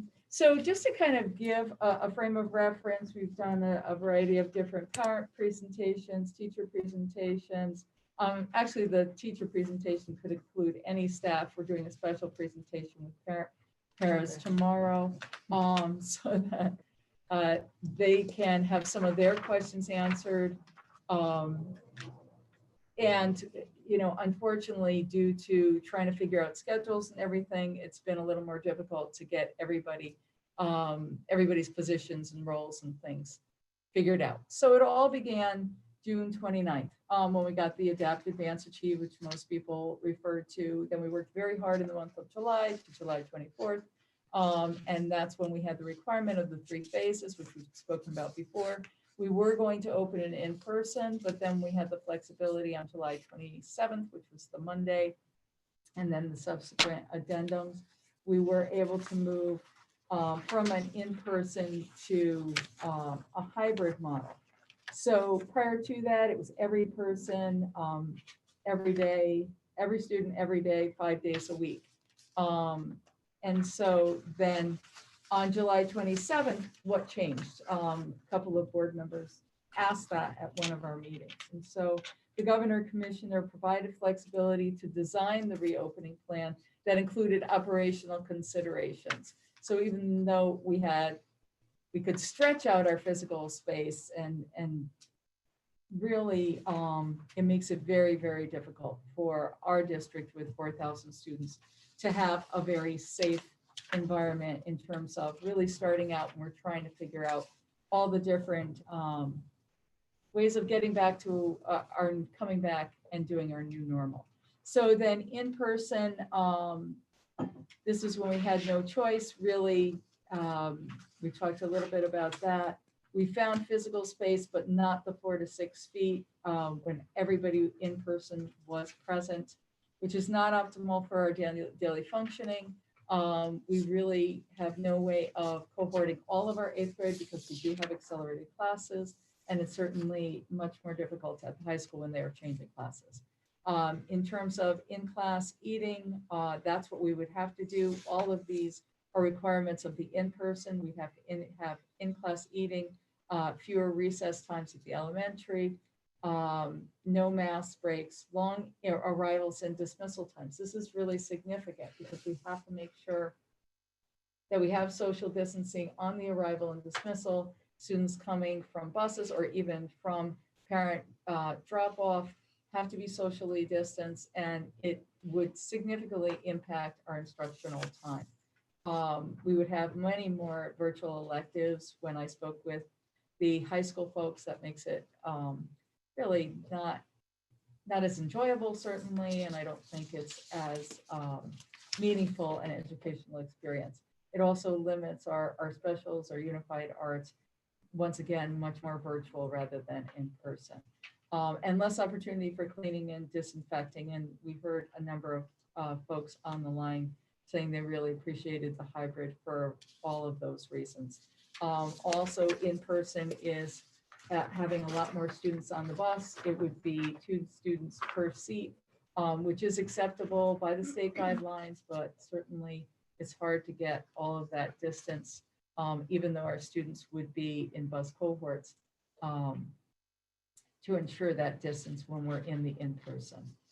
So enter addendum 4. We can go ahead. Yep. And then the governor said you can do physical distancing. It's really important to make sure you have outside space. And you're really looking at your overall population. And we're a medium-sized district. We're certainly not Bridgeport or New Haven or massive schools, but we have to be considerate of that we have 1,000 students at our middle school. We're up to 900, which is a wonderful thing at our high schools. And so then that does make a difference in terms of how we move about the building. And so the cohorting is very, very important. And we thought if we started with a smaller group and we were able to, that would make much more of a difference. And then we wanted to make sure that we were meeting cleaning and disinfecting standards set by the state, including having the adequate supplies. So I'll speak to that. And I know John will speak to some of the cleaning supplies and things like that as we go on. So the hybrid model, there's just what does that look like? We've talked about it. I think people really understand it's a 50% in person in terms of our students. They're either in cohort 1, Monday, Tuesday, or Thursday, Friday, which is cohort 2. And then Wednesday is the distance learning. And we're really going to start to redefine our cleaning on Wednesday. When we first started out, we did say to folks, when we got the regs for Wednesdays, and we were talking with several different districts, a couple of things have changed over time in terms of CDC expectations and DPH expectations. One thing is that what we're learning is that the risk of getting the virus through a surface is low. We met with DPH this morning, and our Torrington Area Health DPH representative was talking about that. It's really from person to person, it's the droplets, that's why the mask is so important, and making sure that we have that distance piece going on. So, and the other piece that's really wonderful is Ed and John have been working on making sure we have sanitizers. And so the fact that we are able to add additional staff has really made a huge difference. So it has allowed us to move into a different way of thinking on Wednesdays and thinking about cleaning actually throughout the whole entire week. So we are able to do deep cleaning in the evenings on Mondays, Tuesdays, and then Thursdays and Fridays, and then also have sanitizers. So I'll talk a little bit more about the sanitizer schedule, but we're rethinking that Wednesday piece, and I'll address that a little bit more. In terms of the distance learning, we talked a lot about that, live stream, real time, and then small group work and independent work. So the benefits of the hybrid model, that for the health and safety, it allows fewer students, obviously, it allows for that social distancing, it allows for more cleaning time and sanitizing between cohorts, but also throughout the whole entire day. So that makes a huge difference. It allows time for students and teachers to adjust and really be trained in this new normal. Unfortunately, we wish it would all go away, and we'd be able to just get back to our regular lives. And then also no disruption to course offerings in terms of grade 6 through 12. Our electives, our unified arts, those are all left intact. The integrity of the cohorts will be maintained pre-K through grade 7. What's really nice is our students are able to eat in the cafeterias. We do have plexiglass that we have ordered, and we will be receiving soon for the cafeterias. And that's the same for the plexiglass for our teachers. We have ordered plexiglass for each one of our classrooms. It is not in yet. We appreciate everyone's patience on that. We are hoping to get it on Friday. Right now, as the whole nation and the state is at the mercy of all these deliveries and the orders that we made in June. So we'll keep you posted on that. The other benefit is, and we talked about this, smaller groups, the cohorts, easier for sanitizing. Cohorts would be using specific bathrooms, specific hallways, and then it makes it easier to figure out, even if we do have a student or a staff member who tests positive, and then to really do contact tracing. Daily operations will be streamlined, as will our hallway passing. Meal distribution will be much easier because it's in the cafeteria. We will have breakfast in the classroom. It'll be a grab and go, but that's much easier than a lunchtime. And it may offer us some different options for food choices as well, which is great. Especially since this year, everyone is on free lunch and everybody is hopefully eating each and every day. And even when students are not in school, we're making sure that we have food available to them. Those locations for distribution will be available over the next week. Interventionists and instructional support staff are able to stay in their roles with the hybrid. If we were to shift back to an in-person, those folks would probably have to go into a classroom. Otherwise, we would have even more significant needs for increased staff. And then more parents really showed us that they had more of a vote of confidence moving from 67% to almost 79% district-wide. It gives us more options for mass breaks in class and opportunities to go out of class. And then obviously reduced number of students on buses. We were calculating the other day and really there should be 18 to 20 students per bus, maybe less. So we're hoping for that, which would be really good. We'll nail that down over the next week. So cleaning and disinfecting, I talked a little bit about this. Deep cleaning will occur every night, gives us that opportunity to do that in that evening shift. 6 sanitizers.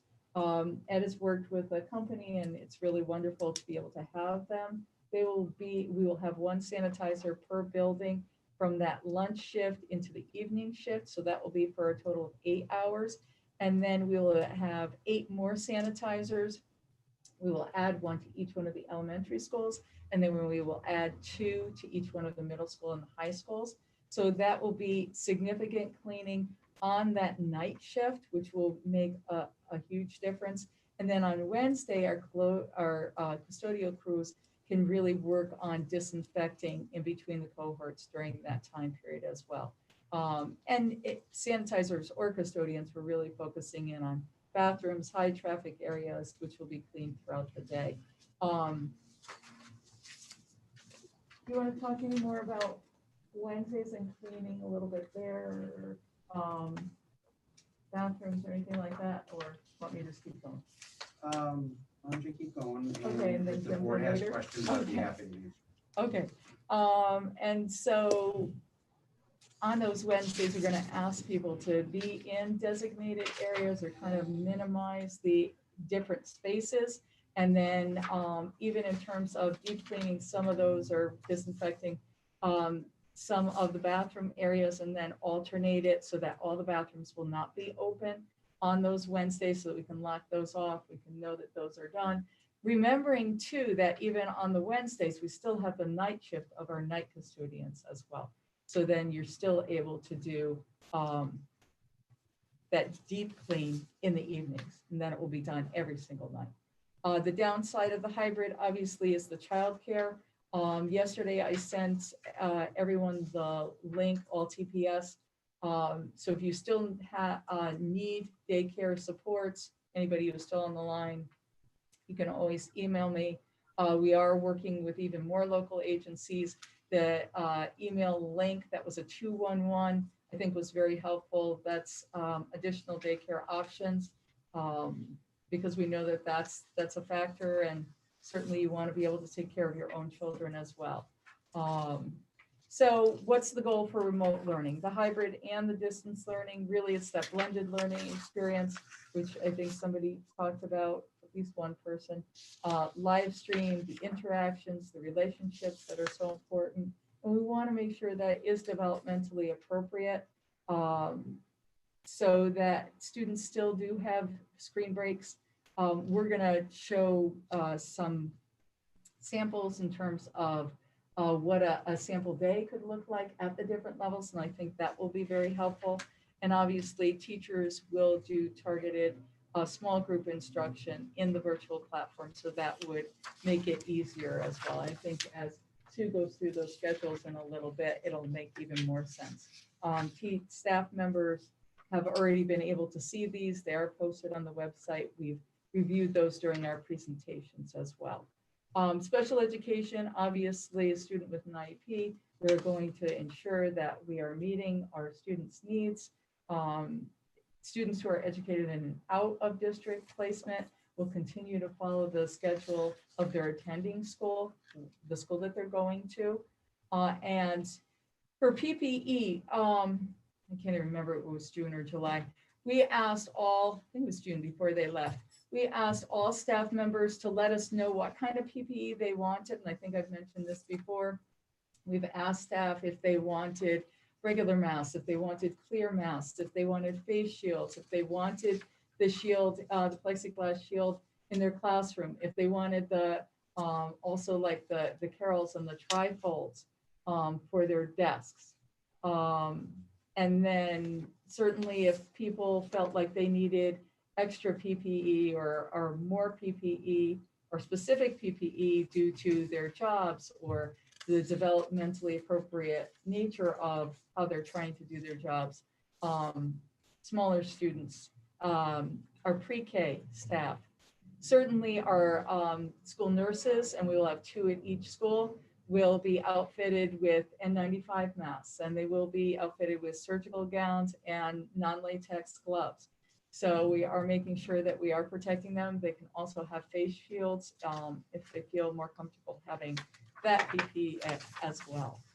I think we're all just trying to get used to it. We may find that people want more things or less things as they live it. Transportation, masks are to be worn at all times by the drivers, the bus monitors, and the students. This is another adaptation. If we have so few students on the bus, we may not have bus monitors. We are hoping to have enough bus monitors for elementary, but if we only have 2 or 3 students on a bus and we are making sure that we have a basket for them to pick up a mask, then it may not be necessary. We're still trying to figure those pieces out. So I just want, as we gather more information, to be clear about those pieces. Bus cohorts, families will be limited to 1 bus per student for pickup or drop off, so we can keep those bus cohorts really clean.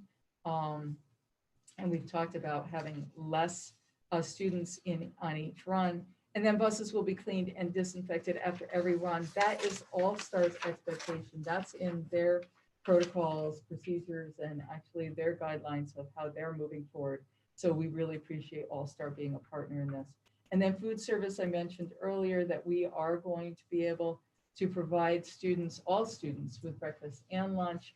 We're working with Becky Tyrell from Ed Advance in terms of getting a schedule. It's much more complicated in terms of distribution than we could have ever imagined.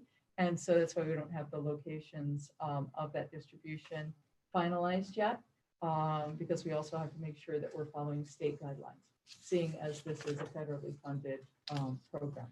And then for students who are in the buildings, they will obviously be able to eat in those designated common areas, which in the hybrid would be the cafeterias. And I've talked about having those dividers. And this is where we kind of wanted to give you some context for the funding, because this has also been a moving target and things have been changing. So funding for the hybrid model, Ed and I received a letter from the state end of last week, I believe, saying that we were receiving $804,299. When we went into the hybrid model and we shared that with the state, we told them that we needed 1.9. So, about half-ish, not even, being generous there. And then originally we were asking for 2.7. You just have to remember in terms of the in-person, because that was staffing for the most part. So these are still the staff needs, the bus monitors, custodians, sanitizers, nurses, teachers, techs, what have you. And then the PPE supplies, which I've discussed before. A hand sanitizer will be available in every secondary classroom and elementaries that don't have the sinks, but most elementary classrooms do have the sinks. Most secondary do not.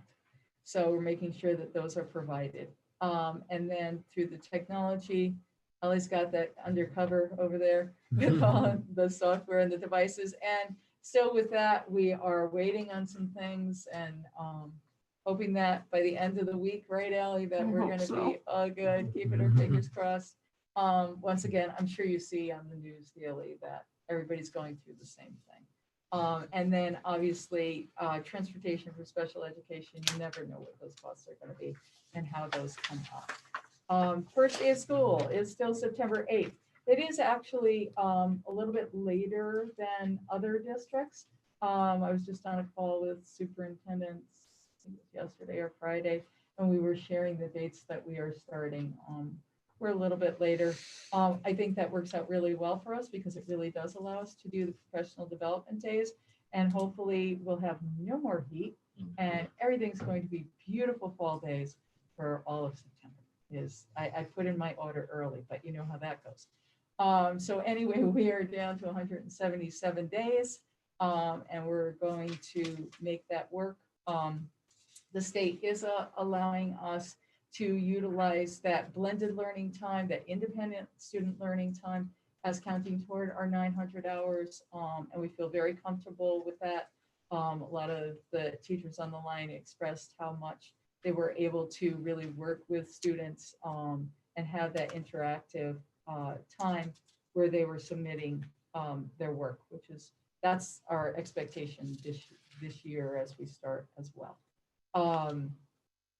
And I know that staff is working on their orientation videos. I just have to do a shout out to the high school who already did theirs because they did their 9th grade orientation, and Leanne McGuire, who led that.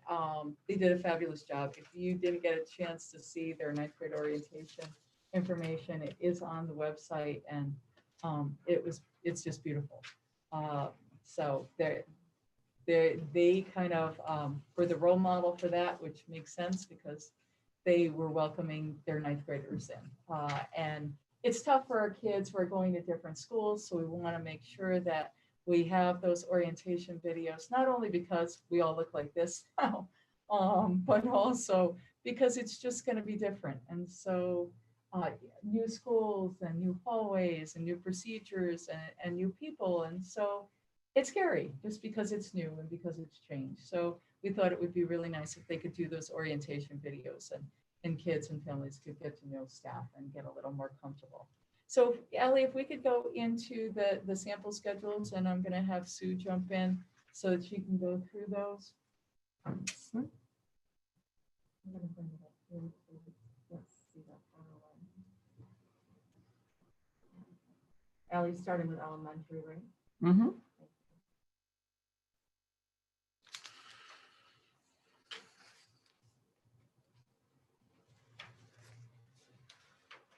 Okay.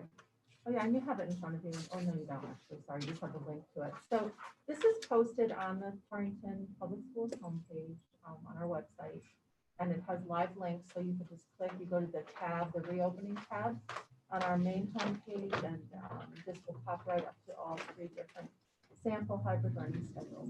The operative word here is sample. We've had to really be clear about that.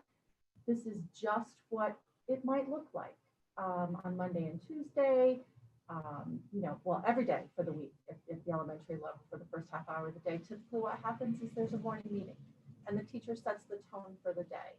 So in this hybrid model, let's just say, for example, there was a kindergarten classroom of 20 students. 10 of those students would be in person on Monday and Tuesday, while the other 10 would be remoting in. And those remote kids on Monday and Tuesday would be the in-person on the Thursday, Friday.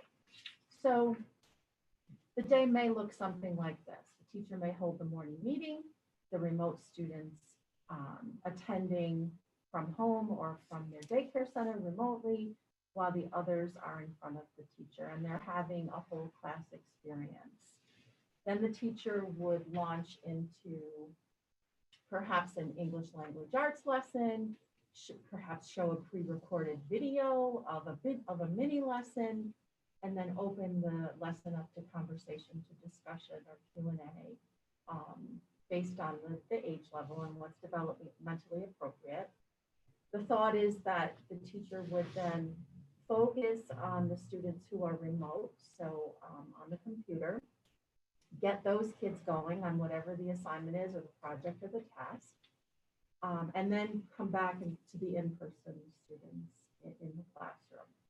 And this would continue throughout the course of the day. At the elementary level, it's important to note that the teacher is going to be very aware and sensitive to what is developmentally appropriate for the age of the child.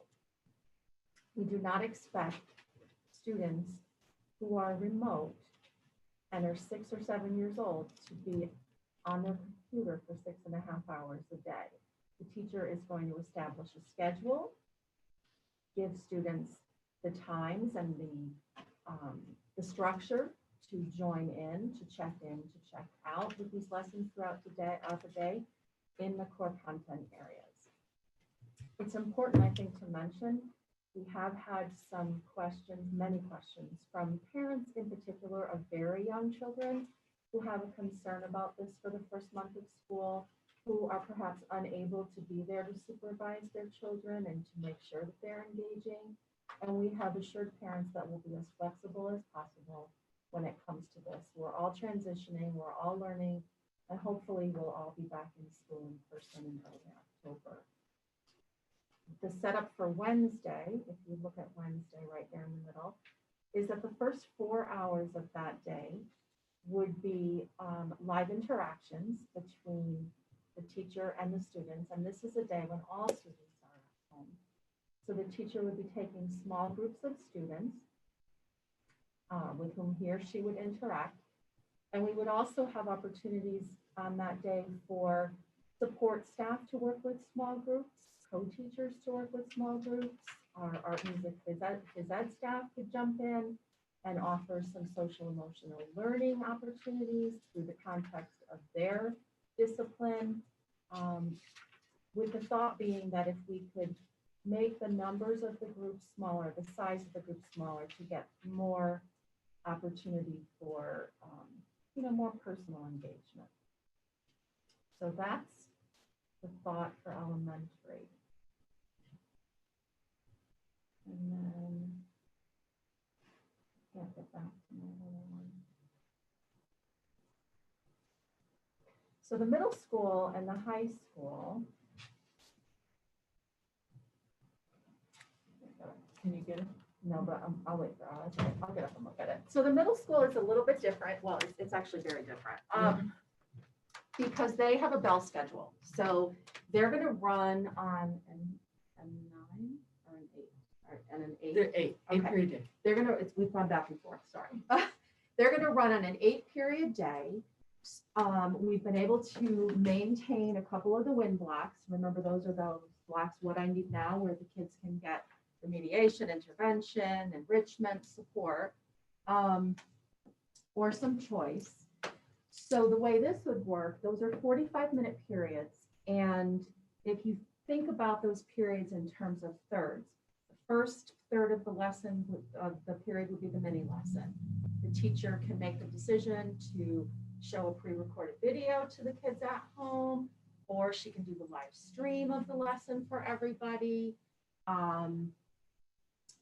The second third could be the Q&A, the discussion. Again, the teacher has, the expectation is that one portion of that lesson is live streamed so that everybody from home has the opportunity to really engage.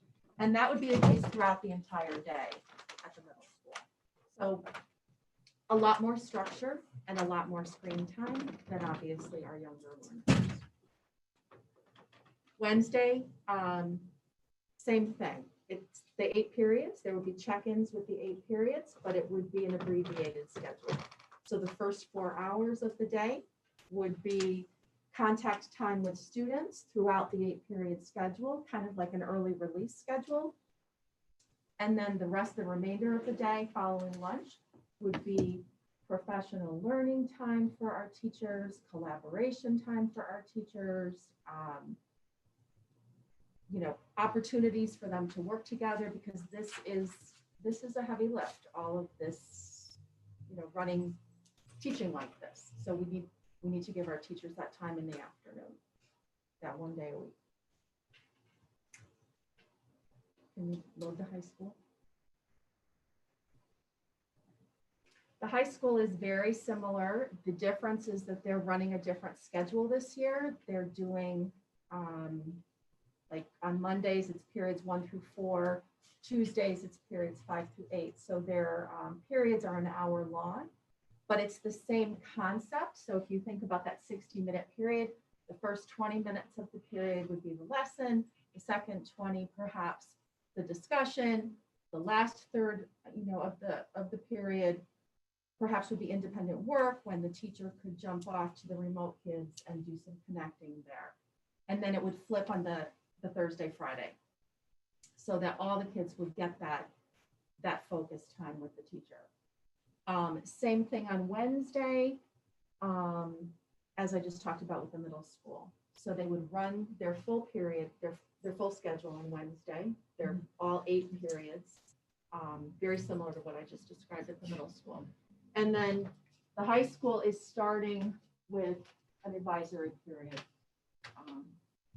every day. So I don't know if you want to ask questions about that or you want to wait till. Should I just wait till we're, yeah, I think that'll be easier. So as you might imagine, this has been, as I said, a Herculean task to create these schedules, because what we're trying to do is move from in-person to hybrid, to distance to hybrid to in-person. And we don't know what's going to happen week to week. And I know that there's a lot of anger out there, and I know there's a lot of frustration, and I know there's a lot of moving parts, and I know things keep changing. And I can tell you in all certainty, that is not going to change. So I am sorry for that. I am so sorry for everyone who's involved in this. But we may need to go from a hybrid to 100% distance without even much warning. Or we may be switching, like Sue was saying, and we hope that we can go from hybrid to, in person. It's just, we just really don't know. This is our first pandemic, and we're trying to address it as best we can and be as honest as we can and upfront as we're getting the information, and then we're sharing it with everyone, and then we're trying to move down the road appropriately. We've tried to really accommodate those staff who have needed accommodations. That's impacted schedule. As recently as today, we were still trying to make staff accommodations and switch things around, and just be respectful of where everybody is at. However, at some point we need to nail down a schedule and go, and then tweak it as it comes. Like I said, we're trying to stay on top of it as much as we can, and then share as much information as we possibly can and move forward. So health and safety, there have been some questions about health and safety and ventilation lately. So I want to shift to that gear. Temperature checks are not required by DPH or CDC. And in fact, even Dr. Fauci came out and said, they're not a reliable measure of current health. It really doesn't help. Originally, we were going to have temperature checks as students came in the door, but that was 2 months ago. And now that's changed. We will continue to use the thermometers that we purchased. I think they will be of help to us. But good thing we didn't buy a bunch of them, because then we will just make sure that we have them for our school sites and we have them for our nurses, and that will be very helpful. HEPA filters, and certainly I'm getting out of my realm here, so pretty soon I'm turning it over to John. HEPA filters are not for large ventilation systems. They're for smaller air filtration systems. Our systems require a MERV 8 filter for our system to work efficiently. So what you have to think, okay, I've got to keep it really simple because this is out of my league. But if I buy the wrong coffee filter for my coffee, it is not working, and I'm not getting my coffee. All right. And I'm certainly not getting it in any form that I can drink it. So that's not going to be happy. Right. So we want to make sure that our ventilation systems work at maximum efficiency. So we have to have the right filters for our systems. And then the ventilation company, we have a wonderful ventilation company who comes, and HVAC, they look at all of our systems. We are starting the year with our filters being changed. They get changed 2 times a year, which is exactly in alignment with CDC guidelines. And then we also do performance checks quarterly so that we're sure that our systems are functioning at maximum efficiency. How'd I do, John? Excellent. You want to, Jeff?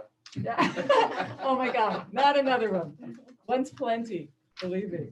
So I don't know if the board has questions, but we tried to answer a variety of things. Before we move to this, I do want to read this one public comment because it was sent at 9:30 this morning, but it apparently went into my spam, which I just found it. So I'll ask you about that. I'm not sure why. Is everyone on the board okay with that? Dear Ms. Capabianca and Board of Education members, my name is Cameron Krichnicki, and I have been a teacher for Torrington Public Schools at Vogel Wetmore School for the past 16 years. I'd like to begin by thanking you all for the time and energy that you have spent creating a plan that ensures the safe return to school for the students and staff of Torrington Public Schools. Although not ideal, the hybrid model ensures a safer transition for all. The purpose of my email is to address the recent change to the Wednesday schedules of TPS employees from a remote teaching model to an in-person model. I have two concerns with this change that impact families: the health and safety of my colleagues and potentially the second cohort of students, which meet on Thursdays and Fridays. My children fall into this category. My first concern is the newfound shortage of daycare, which many employees are facing. I have a second grader and a fifth grader that are under no circumstances can stay home on their own, let alone take charge of their own education. When Torrington gave parents the hybrid scenario, it was done on the pretense that children and educators would all be taking part in remote learning on Wednesdays with 2 days in person. The moment I found out that this was our district's plan without complaint nor hesitation, I began to put a plan in place and reached out to my son's former daycare.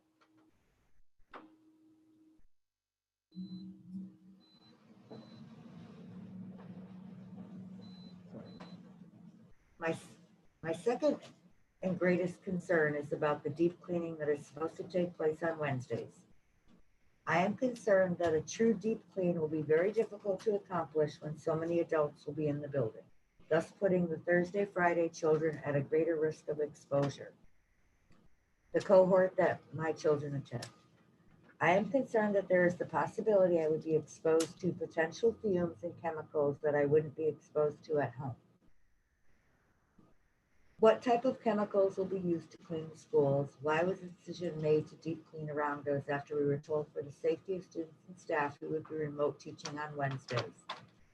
I have so much respect for the work everyone is trying to do in a constantly evolving and changing world. However, I think that this one decision can prove to create more headaches than what it's worth. I thank you for taking time to read and share my concerns. I hope that you are willing to reconsider and have all staff members work remotely on Wednesdays. So before we open up to the board, just to clarify for the public, the people that wrote in letters, and that the Board of Education did not vote and did not make a decision for people to come in or work from home on Wednesdays. So just to clarify that. And we'll open up this monstrous amount of work. So thank you guys, all of you. This is a lot of work. So we'll open that up to questions relative to the reopening. Go ahead, Gary, sorry. Maybe to both Sue and John, but based on all of the teacher indications of not being cleaned on Wednesday, John will now staff, and the sanitizers will perform whatever cleaning is necessary to make sure that every day the staff can feel safe.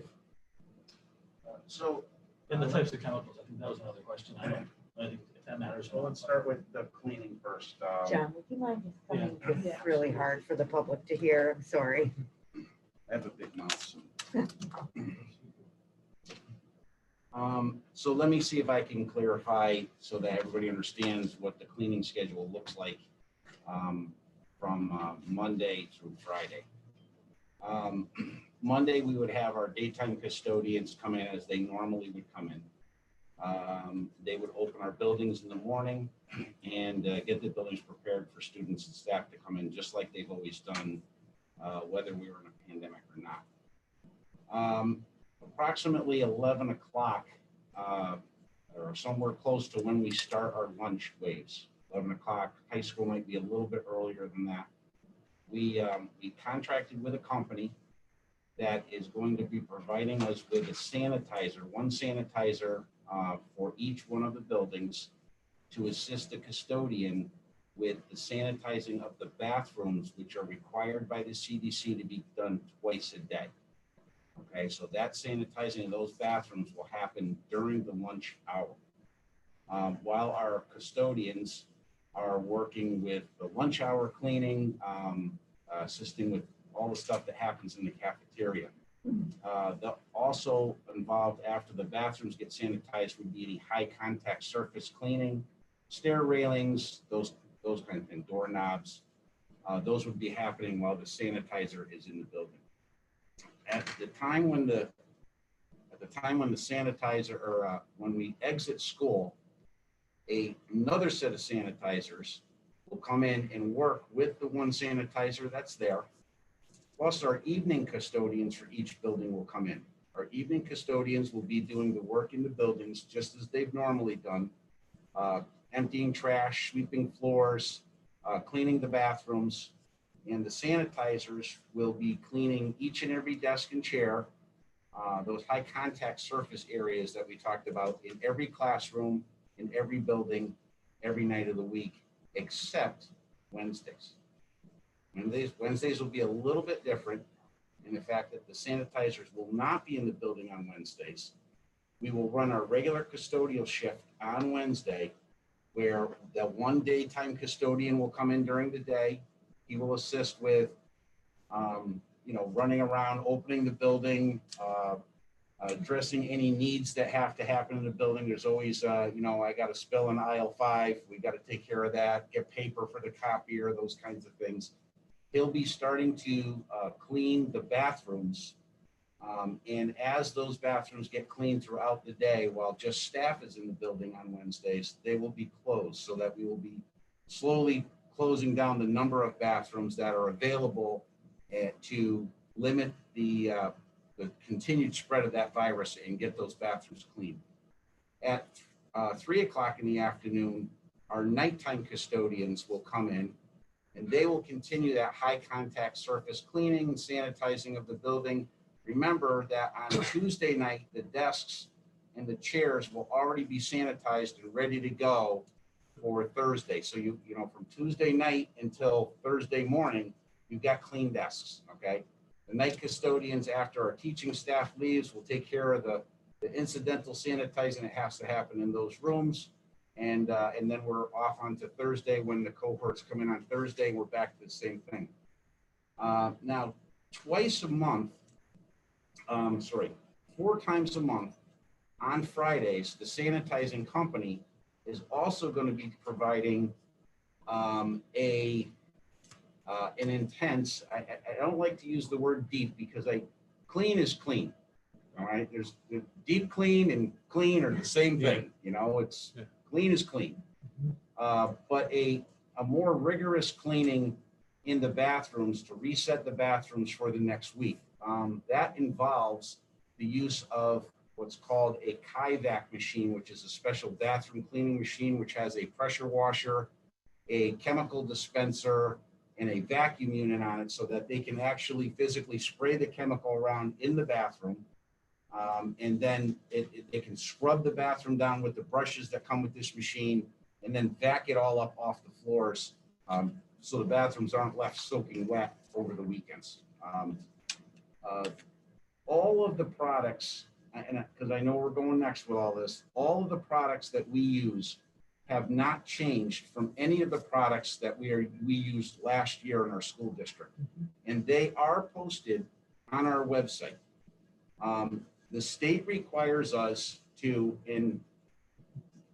understand carefully. Cleaning products are required to be green. Only cleaning products, nothing else. our cleaning products that we use, just the cleaning products, are Ecolab or Green Seal certified, all right? The sanitizer, disinfectant is not a green product. There is no such thing as a green sanitizer or a disinfectant. Just the nature of what that product does. So they have an EPA registered number. All of the products are listed. If you go into the facilities page of the website, you will see the green cleaning statement from the state. It has recently been updated because some of the products that we use, they changed numbers on the product. So where before we used to call it the number 18 product, now it's the number 2. So we've updated all of that with the current products. So if anybody has any interest, they're more than welcome to go onto the website. They can look at EPA numbers based on those products. They can look at FDA numbers based on hand sanitizers and those kinds of things. Can I continue one more question with them, or do you want to? Does And I mean anyone this- else have a question? Yes, she does. Nikki, and then give everybody an opportunity for Yeah. one, and then we can go Are you back sure around. it's a follow-up question? I feel like sometimes we, You want me to follow up, by the way? Do you- sometimes I feel like we agree. stop too soon. It's a simple one. Go ahead. And I mean it sincerely. Are you comfortable? If your family had to go into that school every day, your kids, you have children, your wife, whoever, are you comfortable? Is it safe for anybody to go in every day of the week? Is there any concern? I'm comfortable. I'm comfortable that we've done the best that we can do to provide a safe environment to the Torrington students and staff.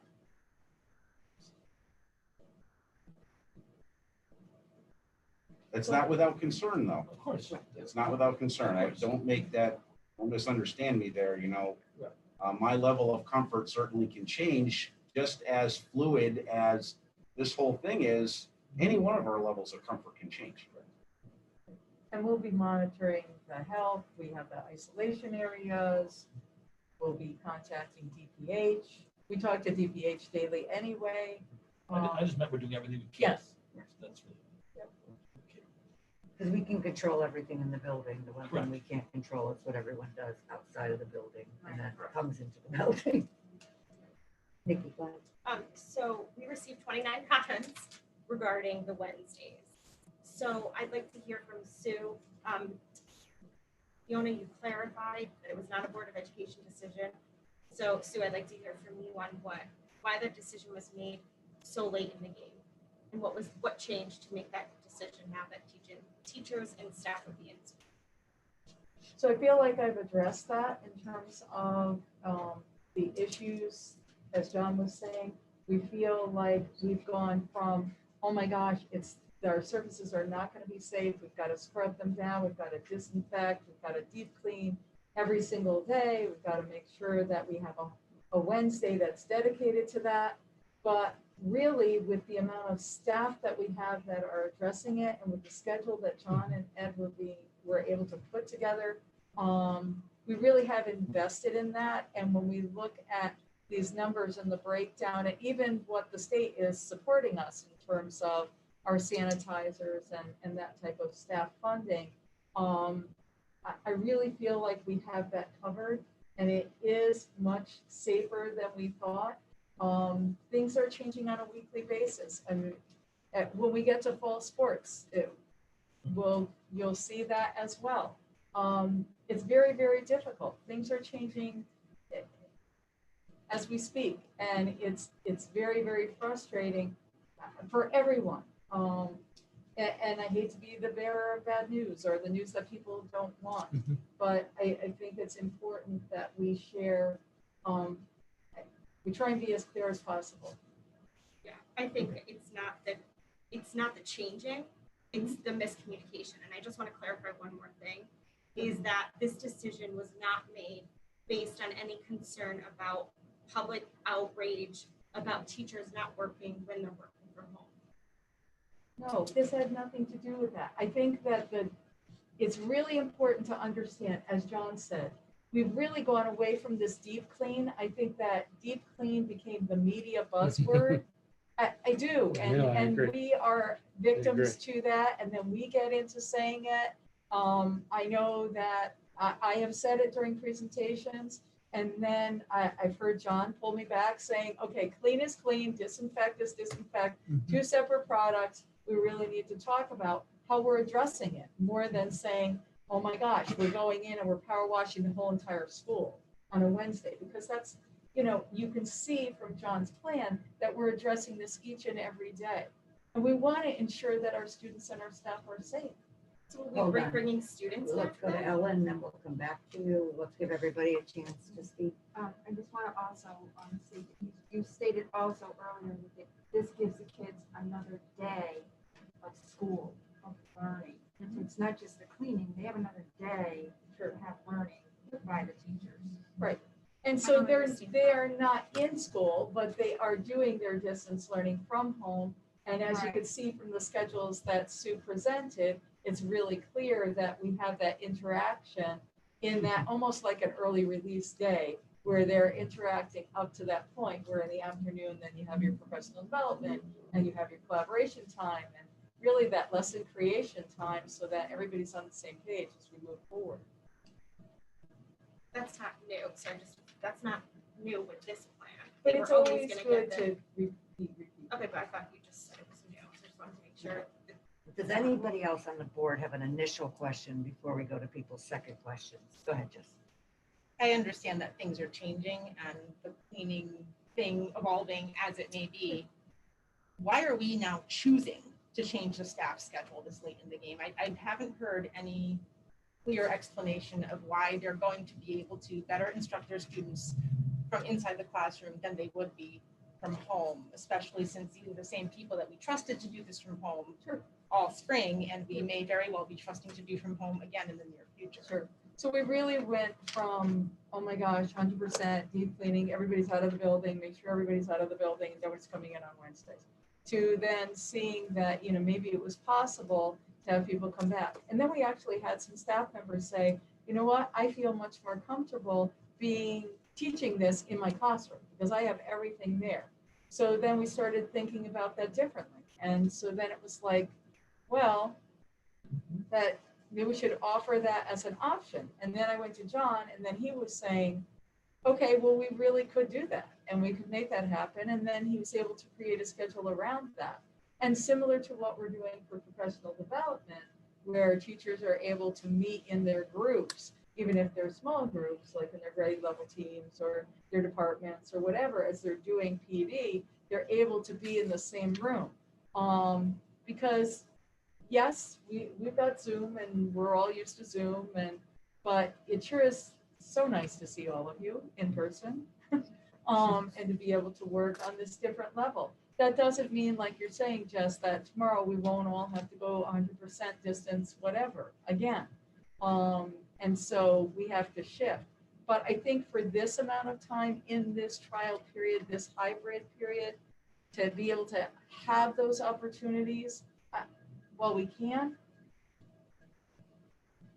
Yeah, if I could just jump in here, I think that, you know, we also did put out to teachers, if they were given the opportunity to indicate a preference.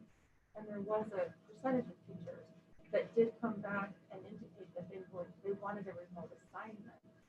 And those teachers would try to accommodate. But the remaining teachers, I don't know that we made an assumption that there would be such a lack of comfort with that one day. Yeah, I mean, I don't know that it's a lack of comfort. I think it's because we said one thing and now we're changing and we're changing it very late in the game. Mm-hmm. And I think that, you know, people expressed that they feel frustrated and undervalued and not appreciated. And we can say nice things to teachers and thank them for their efforts. But if we make decisions that make things very complicated for some of them and seemingly do it on the fly, I just don't know that people are really going to feel supported and valued. And I absolutely love the idea of giving teachers a choice, because there are people that would work better in their classrooms and that would probably prefer to come in on that day. But I'm just very uncomfortable with changing that with such a short amount of notice. I don't see the need for it. And I really would agree with all of the people that wrote in and asked us to reconsider that. And I know it's not a board decision, but my gosh, that's a huge outpouring of concern from people, and I think we have to listen to that. John, just because you haven't had a question yet, and then Gary, and then Nikki, and then Les Armand wants one. John. Teachers were told all along that anything could change at any time, right? Okay, so if this happened, so our best idea is that you're not gonna have to come in on Wednesday, but that best idea changed. People have been warned it could change, right? And that's why I keep saying in every presentation and keep reminding people that we don't know what tomorrow's gonna bring. I just videotaped my convocation speech. It's in there as well. We don't know, but we're doing our best to gather the information, turn around and make a plan based on the information we have. First, I think. Armand, go ahead, Armand. Yeah, I mean, ever since March, things have been changing, and sometimes drastically. So I don't like it, but it's just the way it is right now with COVID, with the government and things like that. I don't see anything wrong with having teachers come in on Wednesdays. So I don't know, that's my feeling. I think everything's been changing, and, there's all kinds of things, all kinds of issues that everybody has. It's hard to accommodate everybody's issues, all the parents, all the, different work situations, the staff situations. There's just too many, individual, concerns or issues to accommodate everyone. And I don't know, I think we've all been sent for a loop with something along the line since March. So in our own lives. So, I don't know what the answer is, but you can't accommodate everybody. It's just impossible. Gary, then Nikki, then Jess. So I think it's important to remember in terms of changes. My concern right now isn't the teachers, I'll be honest. Not as much the teachers as the students and the parents of the students. We did a survey. 70-some% of the parents wanted to come back full time. And I was opposed to coming back on a hybrid, but the superintendent made that decision. I voiced my concern, the impact that change had on the parents. 70% that said, I feel it's comfortable and safe. We all went along with it because we all agreed to do that. I come to reckon with that. And looking back, that some of it might be right and some of it may not work out. But secondly, nobody questioned that change when it came to how the parents were. I don't think anybody questioned that, except maybe myself and maybe you did, I don't remember. This outpouring, it was pretty much a form letter. We know where it came from. It was an email that went out that told everybody, we don't want this, okay? Go and send it out to the board. It wasn't every teacher, because I think the majority of the teachers wanted to go back full time. I know you did a survey. I never saw the results, but I think the majority of the teachers wanted to go back full time, full in. But needless to say, we're not. And it's just as important that, and if you look at the teacher survey that was sent around by the CEA, 56% of the teachers, so 60%, thought that distance learning was somewhat effective. Well, if the teachers are at home, and I'm not saying some teachers will put 100% in and some won't, but there is a possibility that just 20% don't put in that full effort. That's 20% of the 4,000 kids that get impacted by not getting a better day than the teachers being in the classroom, talking to their fellow teachers, getting their input on issues, and getting paid for the day that they're supposed to be getting paid for.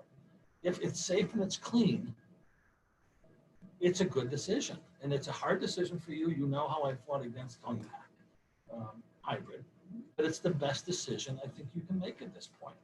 And why we would say, well, and it's 2 weeks before the parents of the teachers, the parents of the students that are teachers have to find daycare. They have until the 8th. I think are we offering this distance? Is there daycare available? I thought there was, Ed Advantage was offering daycare for a reduced price. Ed Advance does offer on a sliding scale, but And it the is teachers were based on notified of that. Yes, No, they did yes. send that out. So the daycare is available for that one day. I don't know how a teacher that has children at home can possibly focus for 6 or 7 hours some teachers could, having their children at home. So I think you made the best decision. I'm sorry that the board got blamed for this. I don't know what started, but John, you did a great job putting the plan together. And as long as it's safe, Mhm. you know, I think it's better for the students that the teachers are focused on the students. And I think it's better for the teachers to be together. And if kids could be back, I'd love to, you know, have the kids to go back. If they're back on Wednesday, I'd say send them back on Wednesday, but I don't think we have a plan for that. And we've talked about in a month. Right, we're It'll gonna it'll be a monitor trigger. that. But anyway, so it's been an evolving process. It's changed an awful lot. Mhm. And the people that were impacted the most were the 15,000 some people that send their kids to school every day, half of which probably have to pay for daycare every day. They had to change their entire plans for 5 days a week. So I don't think it's unfair. I think it's the best way to go for the kids to get what possibly could be the best education for a possibly terrible border of back and forth of COVID crisis. Vicki, just about the teachers being able to focus for the 6 or 7 hours, you're asking parents to work from home and also distance learning their kids. And if you saw from the schedule, especially in elementary, there's going to be a lot of touch points for mom. 8:30 morning meeting. What time is that next lesson starting? Oh, we're going offline. Now we're going back. I mean, you're saying teachers can't do it, but meanwhile, we're asking so many parents to do that. But my comment is, Wednesdays was the deep cleaning day, which is why there was no students in there.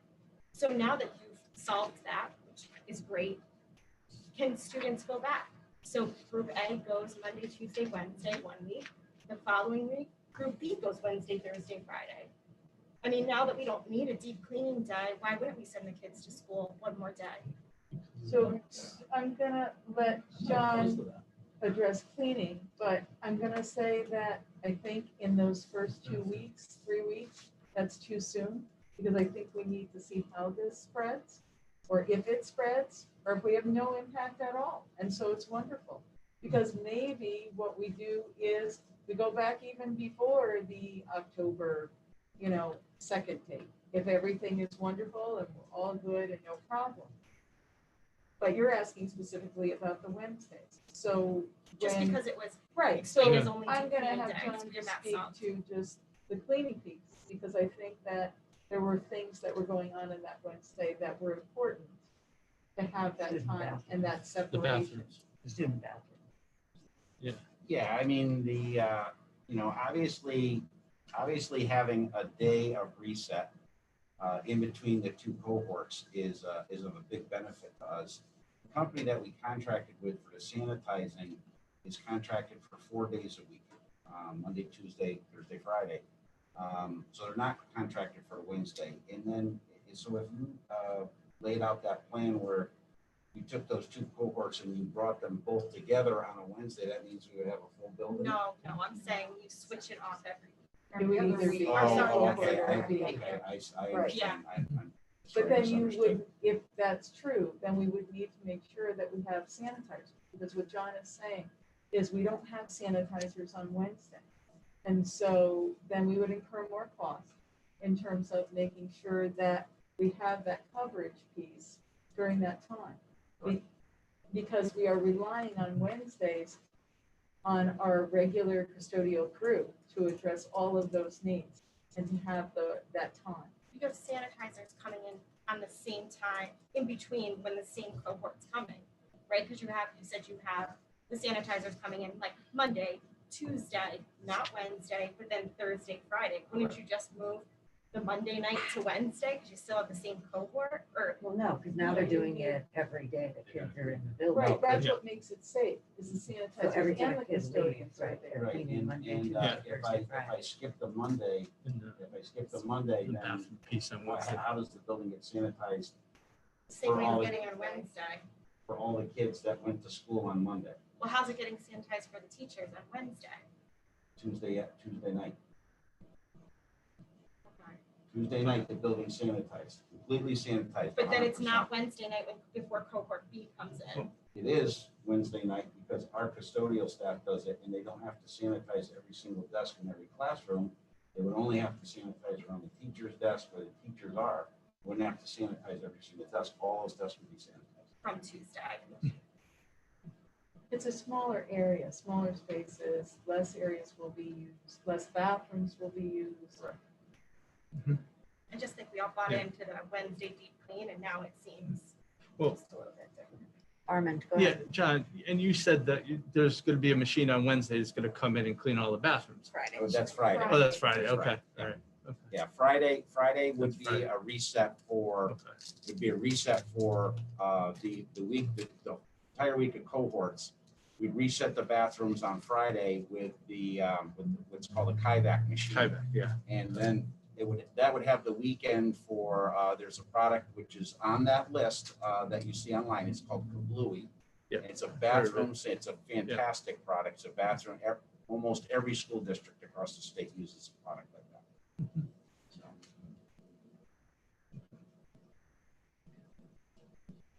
So for the cost of the sanitizers, we could have another day of school for all the kids. Could we? Because the teachers are there anyway.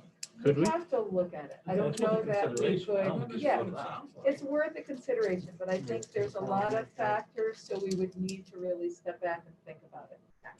I think for the first 2 weeks, we need to see what's gonna happen. I don't think we have any idea of all the intricacies of things that are going to come up until we're actually live and doing these things. So, Jess and then Armand. So two things. One, why, if we are not comfortable bringing students in on Wednesday for the first 2 weeks, why couldn't we make those first 2 weeks of Wednesdays optional for the teachers? So my position, with everything we're hearing, the teachers are professionals. If they're going to be doing PD, is that what you're doing on Wednesdays? Will there be some PDs, teacher collaboration? afternoon, happening On the in the Wednesday afternoon after the kids Yeah. dismiss? Wednesday afternoon, every Wednesday, yeah. Throughout the month of Right. September, we've dedicated that time for teacher collaboration, professional learning. So it's a half a day for the kids in the morning. Mhm. And that can't be done remotely. I guess so as I'm listening to all the comments, all the discussions I've had since the email went out Saturday from community members, teachers, all these people, I guess I'm really just not understanding the whole, so if the sanitizing thing is an issue, I think we've clearly addressed what that is. Mhm. I don't understand the daycare component. I don't understand it for anyone, and maybe that's, problematic for me, but my feeling is, and what I assumed until the last couple of days, is that if you have kids and you work 5 days a week, you would have daycare set up, because whether you're working in your home or working in your building, you're working. So, right, so like it was surprising to me that this became such an issue the last couple of days, because I just don't understand that. I don't understand if you're working, you're working. Same with parents, like I don't get the balancing, because if you're a parent and you're working from home, you would still need to have somebody to assist your kids, I would think, with distance learning, because you can't be both. You can't be being paid to work and doing your personal stuff on your company's time, no matter who your company is. So I don't understand it. So that argument was a surprise to me, because I just would think that people already had plans for their kids for 5 days a week. Gary and then Jeff. Well, I just support what you said. Teachers can't guarantee us, in my opinion, like anybody can guarantee their employer, that they won't be distracted at home. I mean, certain people could be, possibly not be distracted, but for some, it's completely different than being in your room, having access to whatever information you need, including, the other professionals in the building. And for the life of me, I don't understand the argument that, again, the teacher surveys, their own surveys will tell us that they don't believe that online education is a good option. It's adequate. I don't understand why the teachers have a problem with coming in and focusing.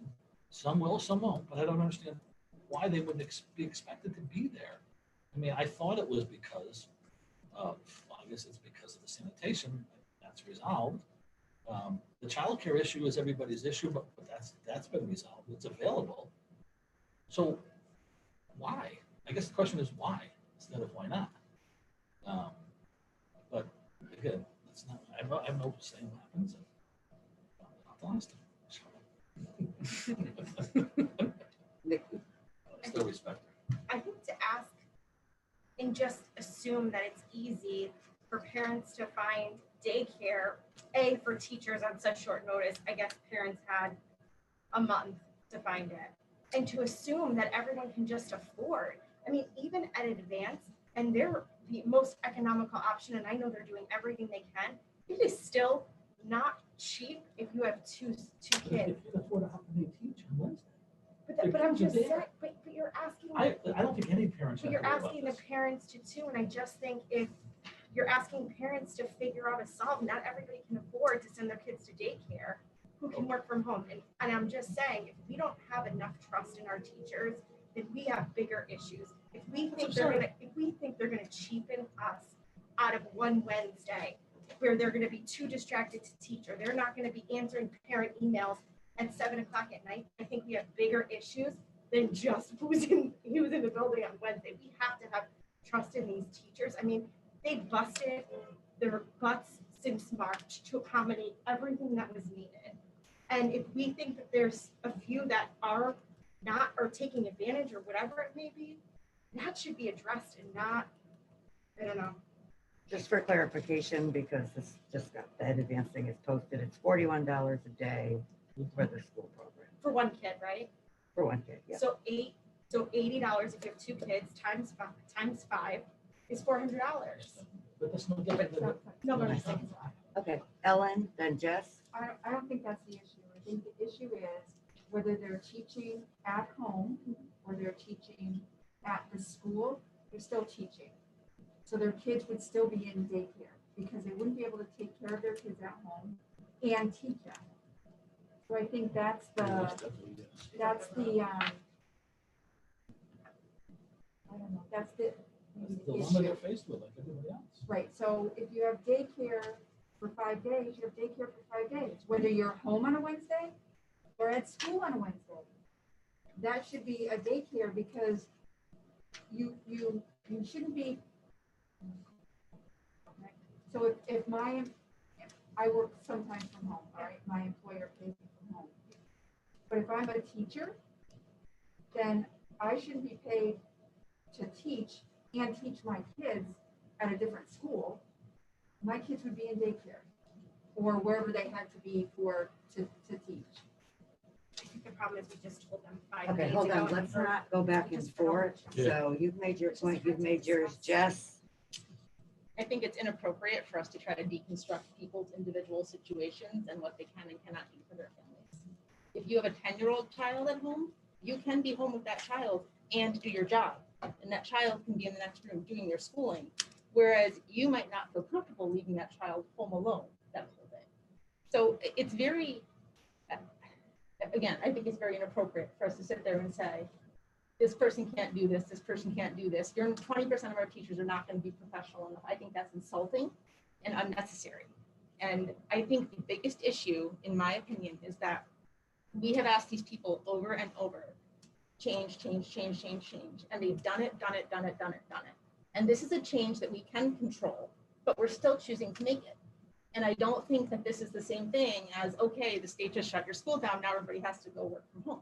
No, we're choosing this, and we don't need to choose this. We could just as easily say, in 2 weeks, we're gonna make this choice. So you guys have 2 more weeks to figure out what you need to figure. I mean, I just think I think we keep asking them to be professionals and to give more and to give more.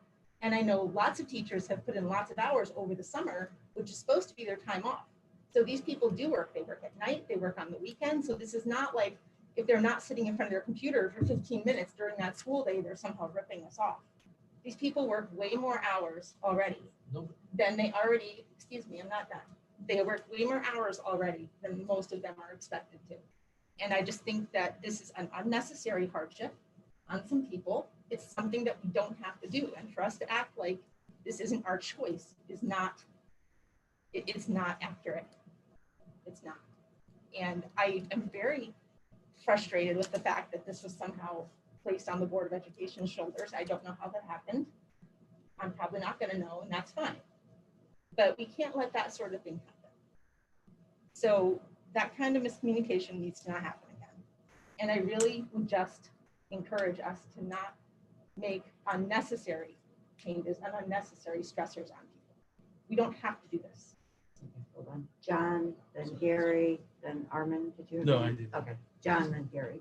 The timeline here, our teachers were told on the 22nd of August to plan on something that wasn't going to happen until the 9th of September. So I don't think that's springing it on people. in a No, they short go order. back to work on Thursday, John. Teachers No, go but back they to knew work on that. Thursday. That's not a change. The only change occurs on September 9th. That's the first Wednesday. Right. Otherwise, that's the first that's affected. Otherwise, they were planning for that already. Gary. Oh, Well, it's a different district. but, you know, I don't want one student to be denied the full attention. This is gonna, decisions shouldn't be based on emotions. They should be based on what's best for the students, right? The teachers have spoken with their surveys as to whether or not they think it works. They're distracted. You can say the teachers, 99% of the 0.9% of the teachers do the best they can every day. But I'm not going to assume that no teacher or no para is going to be completely devoted to those students that we're responsible for. So I asked again, why? Other than it's an imposition on cost, we've resolved that. We've resolved the cleaning condition. So now it's just, we didn't give them enough time. But we didn't worry about that when it came down to the 70% of the parents that wanted to send their kids back full time. Why don't we just say send them all back full time? And then we like all the problems with these issues. But in this, to address Nikki's issue about whether it was discussed, maybe I'm in a dream, but the last meeting we had, I think Armin brought the issue. He's concerned about that. I brought it up. John brought it up. I'm assuming that it was something that we said. I said I think it should be reconsidered. But you're saying that it was never talked about. We did talk about it. The fact that 200 teachers send emails in on it over a Saturday is an orchestrated effort. In my opinion, people can tell me to shut up. It's an orchestrated effort by the unions to change my opinion. I'm not going to base it on emotion or irrational thought. I'm going to base it on what's best for our children. Yeah. And just like their parents have to decide what they can afford, those teachers have to decide what they can afford. And if those teachers have to be in the classroom, that's their job. Miss Clinsdale, the nurse, I know her, I've known her well. Every day she got up. Didn't she speak? The assistant. She's a parent. No, I'm sorry. No, the nurse whose son who talked about sports. I just think. Let me finish. Let me finish. She's not an employee. She's not an a employee. parent. What are you talking about? She We spoke have to up. make sure that's her job to make Oh, sure. I'm she's sorry.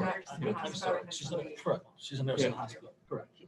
She goes in every day. Like she said in her message, she does what she has to do. She thinks the students can come back and play football. Okay. She's a parent that has to worry about paying for her children, paying for daycare, like the other 4,000 or 3,000 parents are doing. That's who I care about right now. I worry about the teachers. I support the unions. I support the teachers. But I can't support an orchestrated effort to attack the Board of Ed for some nefarious reason that's out there for changing Wednesdays. What's best for our students is what should matter. That's why I support the decision. I didn't even know about it yesterday. Yeah, let's just wrap up this discussion because, so this is really not a board decision. Correct, It is not, it shouldn't even really be a board discussion.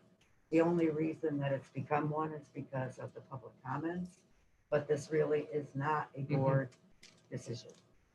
Nikki. So maybe you can clarify what is a board decision? Because there was discussion about whether it was hybrid last time, and we were basically told that we had no vote. We did not go around the room and vote. We were told we have no say. So maybe it helps to clarify what is a board decision and what is our role in this. If it's not to engage in this discussion and healthy debate to help the superintendent know where everybody's coming from, then what is it? certainly not to tell the superintendent what they should or should not be doing unless the board wants to take full responsibility for all of the duties of the superintendent.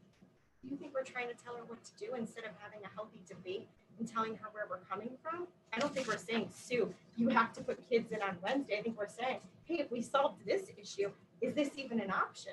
I mean, I think we're just here to represent the community, teachers, parents, everybody, to get us to a good place. And it seems like we sit here, we debate, and then we're just told, oh, you just have to let everything go. You have no say. I don't think, look, I just, listen, I said it last time. The governor gave them, she sent an email out, and that triggered me to see, you know, what was happening. You know, I'm not gonna say politically, I don't think it was political, but that she has the full authority. Yeah. And I questioned it last time, I questioned it again, but I know I can't tell her what to do. I can tell her my thoughts. But in this case, what we're talking about today is because this whole thing, this whole weekend was an effort. We saw the emails to change her mind. Nobody can deny that. It was 100 and some people emailed by the union to send emails. And the union's not going to like hearing this, but that's why this Let's happened. just point a Yeah, border I know. back. But that's This why is it happened. going nowhere, honestly. But so you can talk and each of you can talk about, you know, we're hearing from this, we're hearing from that. There's all sides to all of this. There's the 29 people that sent emails. We have 400, almost 400 teachers in the district. So we can look at percentages of all the ones that didn't.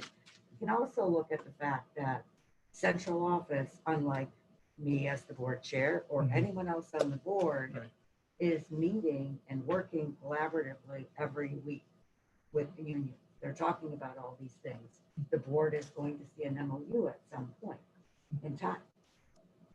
So if the board is not going to put faith in the decisions the administration is making on all of these things, not just this, it's not just about the issue we talked about today, and the board wants to start oaring in different directions, we can quite honestly go back to dysfunction junction, which we had for a very long time here, or we can support the administration, ask questions or clarifying things that you need to ask, like the disinfecting and questions, but we can't question what decisions they've made and then ask them to change it. And if this whole board wants to start doing that, then we can discuss that, but then you're probably going to also want to discuss when you're going to have to get a new superintendent, because who's going to do that job? And I don't believe, and I've said this before and I'll say it again, none of us have the certification to be a superintendent. So I don't know why any of us individually would think that we have more knowledge to know how to make these day-to-day decisions, which, by the way, the board is not supposed to be involved in day-to-day decisions, which this is clearly a day-to-day decision. And it's in the statutes. Right. Yeah. what the superintendent does in his day-to-day operation of Yeah. the school system. Exactly. Yeah. So we got. Ellen. The board hires a superintendent to do their job. The superintendent brings whatever, in this case, this plan to the board. The board has every right to listen to teachers, to parents, to the community, everything, and relay. But at the end of the day, it's not our decision. It's the superintendent's decision, and we support the superintendent. Don't you think we all know that, though? I mean, I think that's what has been happening. I mean, we all support Sue. It's John. just, if we're gonna have discussion, I think we have a right to have an honest discussion. And I'm not express saying we concerns. don't. I'm not Okay. saying we Point don't. of I'm order, saying we have. because Sorry. now we're not going to go back and forth. John, Well, we spent the first 2 hours of this meeting listening to other people. I don't see anything wrong with having a little bit more discussion among board members at this. It was 2 hours. We listened to people for 2 hours. And less than that, less than an hour is all we've had a chance to discuss. I'm with Nikki. Let's have a little more time. so, but what is the board looking for? What are you looking for? Are we looking to ask the administration Some to of this has been change quite in decisions support of the administration. that they've made? I mean, where are you going with this? Because we can go around and around, but where are we going? with it. I think people will know where the board stands. They elected us. Right. So And you I want to think they go have the right- around and make a determination if the board wants the administration to reconsider the Wednesdays? Because we still have to go, we still have That's sports not to at all go. what I'm saying. I'm just saying that if we aren't done talking, then we should talk some more. That's all I'm saying. I'm done talking, by the way. But were you? I don't know. I didn't know. Well, I have another question. If I'm just gonna directly say that I answer- appreciate everybody's input. I know that this is a difficult time, and so, you know, and as John said, we've listened for 2 hours, and people are very impassioned, and this is a very, very difficult situation. So as we try to problem solve all these things, even at a central office level, we take all of these things into account. We take all of what is said seriously so that we can move forward and really make a good plan.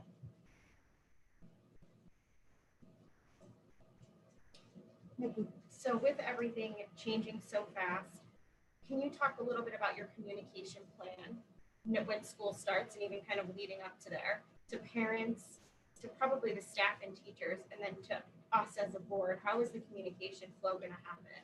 Are you weekly? Are you going to be sending daily email? Like, I want an actual, know the actual plan. Well, remember, and you'll see this when we do the sports, there may not be information. And so similar to what happened in March, sometimes you heard from me every single day, all week long, because there were changes that were happening that rapidly. And sometimes you won't get information for a whole nother week because we're still waiting. Yeah. And so I think if you use March to June as a gauge, that's pretty accurate in terms of what you're going to see again, in terms of communication. You know, this is unforeseen, uncharted territory. As soon as we get the information, we're giving it to you. You know, sometimes I'm hoping, and I know the fall sports is next, and I'm not trying to jump ahead. I'm just using it as an example. I sent out my parent letter. It's going out today or tomorrow. And it says in there, I had hoped to tell people about fall sports, but the DPH and the CIAC still haven't resolved things. And they've had several meetings, including one, you know, CIAC with their board on Sunday. Yeah. And it's just very difficult. So I'm not gonna just write to you and say, I have no more information. You know, but when there's really important things that have been resolved, then obviously we'll move forward and I'll share that information with you, and with staff and with parents. Ellen, Just Gary, because there's that the teachers or the parents don't receive information, doesn't mean that you're holding back information. It's just not there yet. So, Right. I mean, and this has been, like you said, since March. I mean, you just don't know. Gary, Would it be fair to say, and I think it would be helpful if maybe you incorporated it, at least you made everybody aware of it. The governor has given a metric system to follow. You know, we're going a little bit more conservative than what his metrics call for. But would it be helpful, should everybody engage in making sure they follow the governor's metrics, they follow the county's progress? Right now, there's nobody at the hospital. We've had no deaths, I think, since 6 weeks. So we've had the 69 cases that Jason talked about were since June. That's less than a third. That's less than 3/4 a day. I mean, I think personally, and I follow it every day because of this. I follow what happens every day. I listen to the governor, and I'm assuming you're going to follow his guidance and as best you can. Probably a little more conservative than I would think, but you are in charge, and that would be the day to day, in my opinion. If you may, am I wrong that you try to follow his guidance? So the DPH the guidance? honest answer is, it's not gonna just be based on health metrics. I It understand that. is based on a number of different factors. And as recently as this morning, when we talked with DPH, they were saying that all of the decisions that we are making even in terms of when we have positive cases and closing down a building and closing down a cohort and all of that, we're gonna have to look at various data points And we're going to be talking with local and state health officials to move forward so that we really can. Yes, we will be monitoring the health metrics. You're absolutely correct. I mean, DPH. But then, right, and DPH, and we get those numbers, and what they have said and what they said again this morning is to really monitor that on a weekly basis so that you could look at the trend rather than pigeonholing certain, you know, data points, like it's from Monday to Tuesday. You've got to see the trend for the Rolling whole averages. week. And that's called Exactly. out for in the governor's. And not only for the town, but they also said for the county. So we're looking at that whole piece. And then you're still looking at the operational, and like Fiona was saying, you know, we have to get the kids in the building. We have to see what this looks like. We have to get used to it and then proceed from there and see what the results are. Because it would be wonderful. If we have no problems, we have, you know, everything, we're cooking along, we're good. Now let's go back in person. That's great. And I'll admit, that We're was something ready. I missed the last time. You brought the plan forward, didn't look at that side of it. I'll admit that The you were- operational side. you were forced to, maybe going back in 30 days, we're going to monitor every day. I thought it was a flat out decision, we're going to do hybrid. And I didn't read it close enough, so I was mistaken regarding that. Just letting It's just another data point. And so, you know, it's, I think the other component of this too is, so as of today, Tuesday night, teachers are going in person on Wednesdays. A week into school, things might change, and that could change. I mean, Right. I think every piece of this That's 2 weeks away. could be Right. changing. I I mean, do wanna you know, all the stuff that's changed with you guys. if I Just change it could right now. just add, I see Laura on the line over there, and she, that was another reason why it was helpful in terms of having staff in the buildings on Wednesday, for PPTs or for testing. And it's much easier to do a PPT when you have people in the room, and even if the parent is remote. It's just another whole piece of that. And I don't know if, Laura, you can hear me or you want to jump in there, but that certainly does benefit us in terms of the special ed needs. Sure. Hey, everybody. But I'm really, I'm concerned about the timelines that are going to be in place, because even with the restrictions on us with COVID, there are some things that we're not getting leeway with. So for example, the federal law, IDEA, is saying, well, guess what? You still got your timelines, get your testing done, get your IEPs in place. So, you know, we've talked about what's the best way to service kids? If teachers are only going to be working with kids 2 days a week live, and then the other 2 days virtually, and then we have our Wednesday, we certainly don't want to be pulling teachers out for PPTs and whatnot on those live days. So, you know, just in trying to figure out, you know, what to do, it really felt like, you know, this would be a good opportunity to try to focus a lot of our PPTs on Wednesdays. And if we are in a crunch, if we need to do an assessment, to work it out with a parent, you know, find a safe place that we're able to do testing on students. So that was one of the things that we had spoken about. Thank you, Laura. Sure. I have asked one more. In terms of the special education requirements, are we, it might be to Laura, but are we on top of that? Are we worried about where we're going to, Laura, are we worried about where you're going to end up with that? Yeah. First of all, Gary, I can't see you. You gotta lean in. Not on purpose. There you go. Hi, Gary. I was eating. So, Gary, it's me. I am on top of this, of course. So, you know, that's the thing. It's honestly, if I could just say that central office, everybody had, like, it's been 12-hour days since March. You know, even when we come home, we're on to lull hours. It's been constant refiguring how to make it all work. Right now, our latest thing is, okay, which teachers are going to be teaching from home because of medical issues and whatnot? What paras are going to be teaching from home? And then what children are going to be doing 100% virtual learning because their parents don't want to send them at this point. They're not comfortable. And I'm trying to match things up to be able, so that remote teacher can work with that remote student. It's ever changing. Kim Schulte, who is also on, has been, getting different people every day. I'm coming in, I'm not coming in. Just today, I learned of 2 additional teachers who have decided to retire. So it's not easy to get special ed teachers. So yes, we're on top of everything. Yes, we will provide the services we need to provide.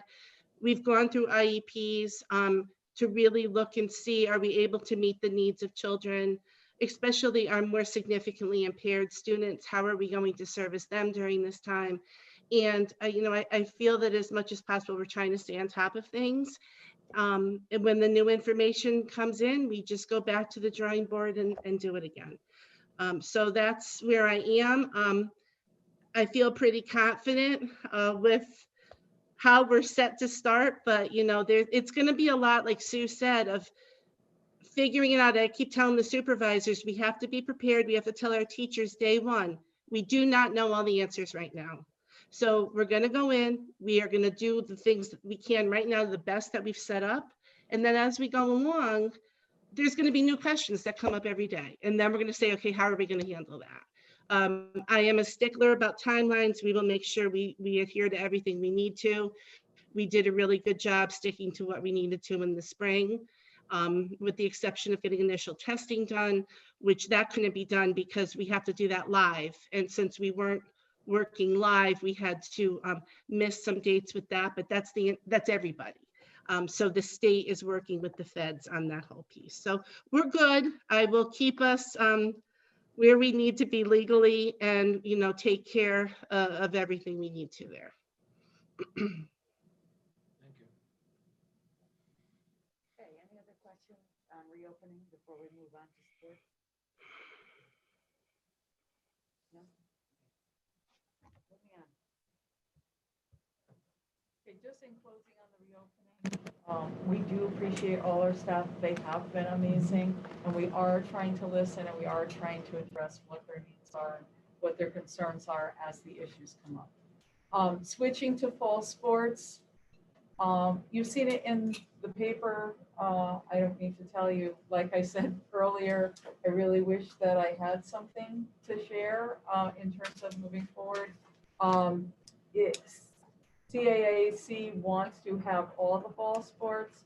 The big bone of contention is football. Students are wearing masks every day, and then they're this far apart in a huddle, or screaming plays at each other and without masks on. That's a concern. And then actually, when I listened to CIAC yesterday, they said volleyball is not only because it's inside, but also because they're screaming plays at each other, and they won't have masks on, and they're in an enclosed area, and then you can't have that well ventilated. You certainly can't get a fan blowing because that's going to blow the germs around. That's another issue. Some people have asked about soccer. Why isn't soccer in that limited category? Soccer's never been in the limited category. And what they are saying is soccer leagues have been going on throughout the whole summer with minimal exposure or difficulties. They're starting to see some issues in Danbury from sports. I'm not saying it's from soccer clubs, I'm just saying from some sports that are going on, as well as just some parties and some gatherings, and people aren't wearing masks or taking precautions. They're starting to see an increased level there. So it's still to be determined. And they're meeting more. What's today? Tuesday. So I think that they were meeting again today, possibly Wednesday. They're trying to work out a schedule. And so at this point, this week, I just told Mike McKenna, we aren't going back to conditioning or practicing until we get word. And until the board could weigh in more on this issue. This is on the agenda tomorrow evening as well. I don't understand. I don't know where we are right now. We're following CIAC and DPH guidelines. Is that what we're doing? As much as they agree, yeah. I understand that, but we're not. Okay. That's all we can go to. The only thing that has changed is CIAC has said you can go back and do your practice. And so at this point, for this week, I did not do that because I wanted to make sure that I was bringing this before the board. And as I said, I really wanted to be able to bring you some kind of definitive something. But CIAC has said, and I don't want to mislead anybody, they have said every sport could go back in the conditioning, in the practicing to get ready for a season. That's their stance. So. Have they identified yet who our regional plays would be? Yeah, we do have a regional schedule should we adopt that. I mean, I can make sure that I bring that tomorrow. Yeah. So you can see what that schedule I'm is. curious to what that would even look like. Yep. Armin. Has there, I haven't really followed the news closely except CIAC stuff about area sports, schools that have looked at sports and have said yes or no to sports. Has there anybody in our area that said, we're not doing sports in the fall? There was one district, Pampero. but then, but they also may be changing their mind. Oh, okay. Which is why I didn't So I didn't know if there was It anybody was that. in the newspaper, that's why I read it in the newspaper. It doesn't matter who is public news, Yeah. but on the call, I can't remember whether it was yesterday or today, someone said that they may be changing. They may be changing it. Right? Yep. I'll go back to Mrs. Klingsale only because she was one of the only ones that brought up the sports. And I do, I do agree that it's important for the kids to get back. I don't think you disagree. And hopefully, maybe this week's the only week they have to stay away and get back as soon as possible. Because I like parents wanting the kids to get back to school. I think the parents should have to say, but for being overridden by the government. That's what other kids complain. So my concern about it obviously is if we're going to a cohort and we're trying to preserve the education by separating the kids and having half the kids come here and half the kids come then what's the point if we put everybody together every day? Then, I mean, that's logically to me, that doesn't make sense. But And that's the DPH's stance, because they're saying that you really can't do a practice or a conditioning until you're in person status. And you've made that leap. So on that, they disagree. I think the CIAC, the reality is you can go up to, hard for me out of me for this, but you can go up to Brody Park and you'll see 30 to 40 kids from different towns playing basketball and sweating all over the place. I mean, athletes are going to go out and they're going to play. And it won't be with their cohort during the day. It'll be with kids from Waterbury, kids from Watertown, kids from Regional 7. They're going to play. right, but if they play at Brody Park after hours and somebody is positive, it doesn't shut down the school. I think that's. Well, I don't think one person should shut down a whole school. I mean, That's well, right. That's a whole different discussion. Yeah. But that's assuming, that's making it maybe a big league, maybe not. But anyway, I don't really have much. more to As say. of right now, no sports, no conditioning, no practice. Not this week, Just Not because this I week. wanted to have 29th, an right? opportunity to bring this before the board and Correct. we can, Correct. you know, So for discuss this it, week, people can weigh in on it. Right. And it could change. And then I'll bring the regional schedule tomorrow, so that you can see the teams we would play. If the CIAC cancels sports, would we ever cancels games, right? Would we ever allow the teams to still practice? Would they even want to do that? Where they scrimmage themselves, or where the coaches are still engaged with the athletes?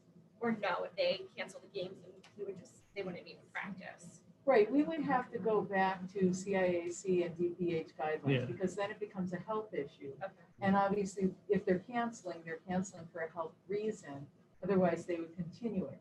So it's more problematic than that. We did do, and with the CIAC's blessing, we had conditioning all July and into August for boys basketball in cohorts of 10. So it was, and temperature checks and self-checks before, parents had to sign off. It was very, very strict. But we did it for boys basketball, football, girls soccer, boys soccer, and that's it. Yeah. And they did it at all different times. They did it for a set period of time. Students and coaches were really excellent with that. I was very impressed. I think the biggest impact is football. There's no regional football. I mean, Ellie Dubois played softball all summer, Thursday, Friday, and Saturday. If you play volleyball, your daughter plays. You can be on a travel team. You can play year round. I think you can still play. Not cheap. Soccer, the same thing. Track, the same thing. It's really just I think it's just football that gets hurt the most with this program. And the volleyball has leagues all over the place. Yeah, in the winter. And they're pricey. Well, I agree A with lot you. of kids can't afford it. That's So what I said. there's no It's not cheap. soccer either. No, soccer would be okay. They have not mentioned soccer in this mix at all. Figure that one out. That makes no sense to me. That really makes no sense to me. I If we're know, concerned because about they're in contact with they're in each other contact and way then more than volleyball their is. heads. It just, So- it seems odd. It's I outside. think the outside. reason because, well, no, yes, because they're outside, but I think their justification is these students are playing in clubs all the time. They've been playing all summer. And they're getting exposure similar to what Gary was saying. I think most football players, they're at the gym all summer. And those kids are training all the time. So they're getting the same. I'm not defending them. I'm not saying that I disagree with any decisions made. I'm saying they get the same exposure, if not more, because of that. Really everyday exercise. I mean, it doesn't matter if it's football, baseball, they're always out there playing. John. Another consideration is that football is a game played by larger schools rather than smaller schools, and greater danger of infection for that and only that reason. Yeah, that's some of the other thing people have raised as concerns is like Torrington, we've been conditioning all summer. A lot of other schools haven't done any conditioning. And what is that going to look like when they meet on the field? And then add to that, we're not playing our regular cohorts of teams that not cohorts, I think we call it that. Yeah. But we're not playing in our league. Yeah. We're getting different. shopped to a regional. So I think there's a lot of things. So you're saying nobody wants to play us? No, I'm saying they're not allowing us to play the teams that we would normally I know, play I know. that are in a class for a reason, so. I think we need to kind of look at the whole picture. Yeah. I would We hope have that to worry about that. No, No, yeah, till okay. 10. I would hope that the Make CIAC sure would it's just make 9 a o'clock clear ruling like they did in the spring, and that we would abide by that, because That'd be otherwise easier. that's putting us in Oh, a right. very unfair Agreed. position. Very, very unfair. And they did that in the spring. They had no problem cutting everything off and took away all those kids' senior seasons. I would hope that they would have the courage of their convictions to make a decision. I think they were in the hoping fall. it would be better. No, but I think they did make a decision for the fall, but then the Department of Public Health came in and Yeah. didn't agree with their decision, which is. Mhm. So whatever I would support doing whatever the CIAC recommends. Yeah, I think the difficulty is, remember, Department of Public Health is saying, okay, wear your mask, do your Mhm. social distancing, all of that. And teachers and administrators are gonna be, staff all day long. Put your mask on, make sure you have your mask on, make sure you have your social distance, and everything else. And then at the end of the day, it's a free-for-all. So I think that's the rub with the football at this point. And I think if we run all the other sports and don't run volleyball, which is our only girls sport, that would be an issue as well. Yeah, well, I don't agree with them about this. We don't, you know how far away the girls are. They're away 10. I understand it's indoors, but they're 10 feet away from each other. I mean, and most of the time. I mean, they do scream at one another. The Fiona's kids, but there's not that kind of. I'll just use the restaurant as an example.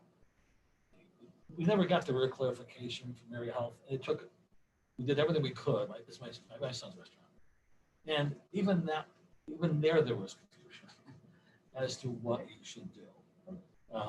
But eventually, the decision was made based on what you think is best. And I know that's what you're doing. I may not agree with you, but all the time. But I would say in terms of the girls volleyball, I just don't see the DPH's thought process on, or the thought that that's so dangerous. I don't know. I think it was outdoors. It would be And they did talk about doing it outdoors, but really the coaches didn't feel like that was appropriate. Girls, they're not used to playing outdoors. It's, it's a different environment. right. And where would I you mean, want to go? yeah, and I don't know. I think the girls would get really hurt. It's just also.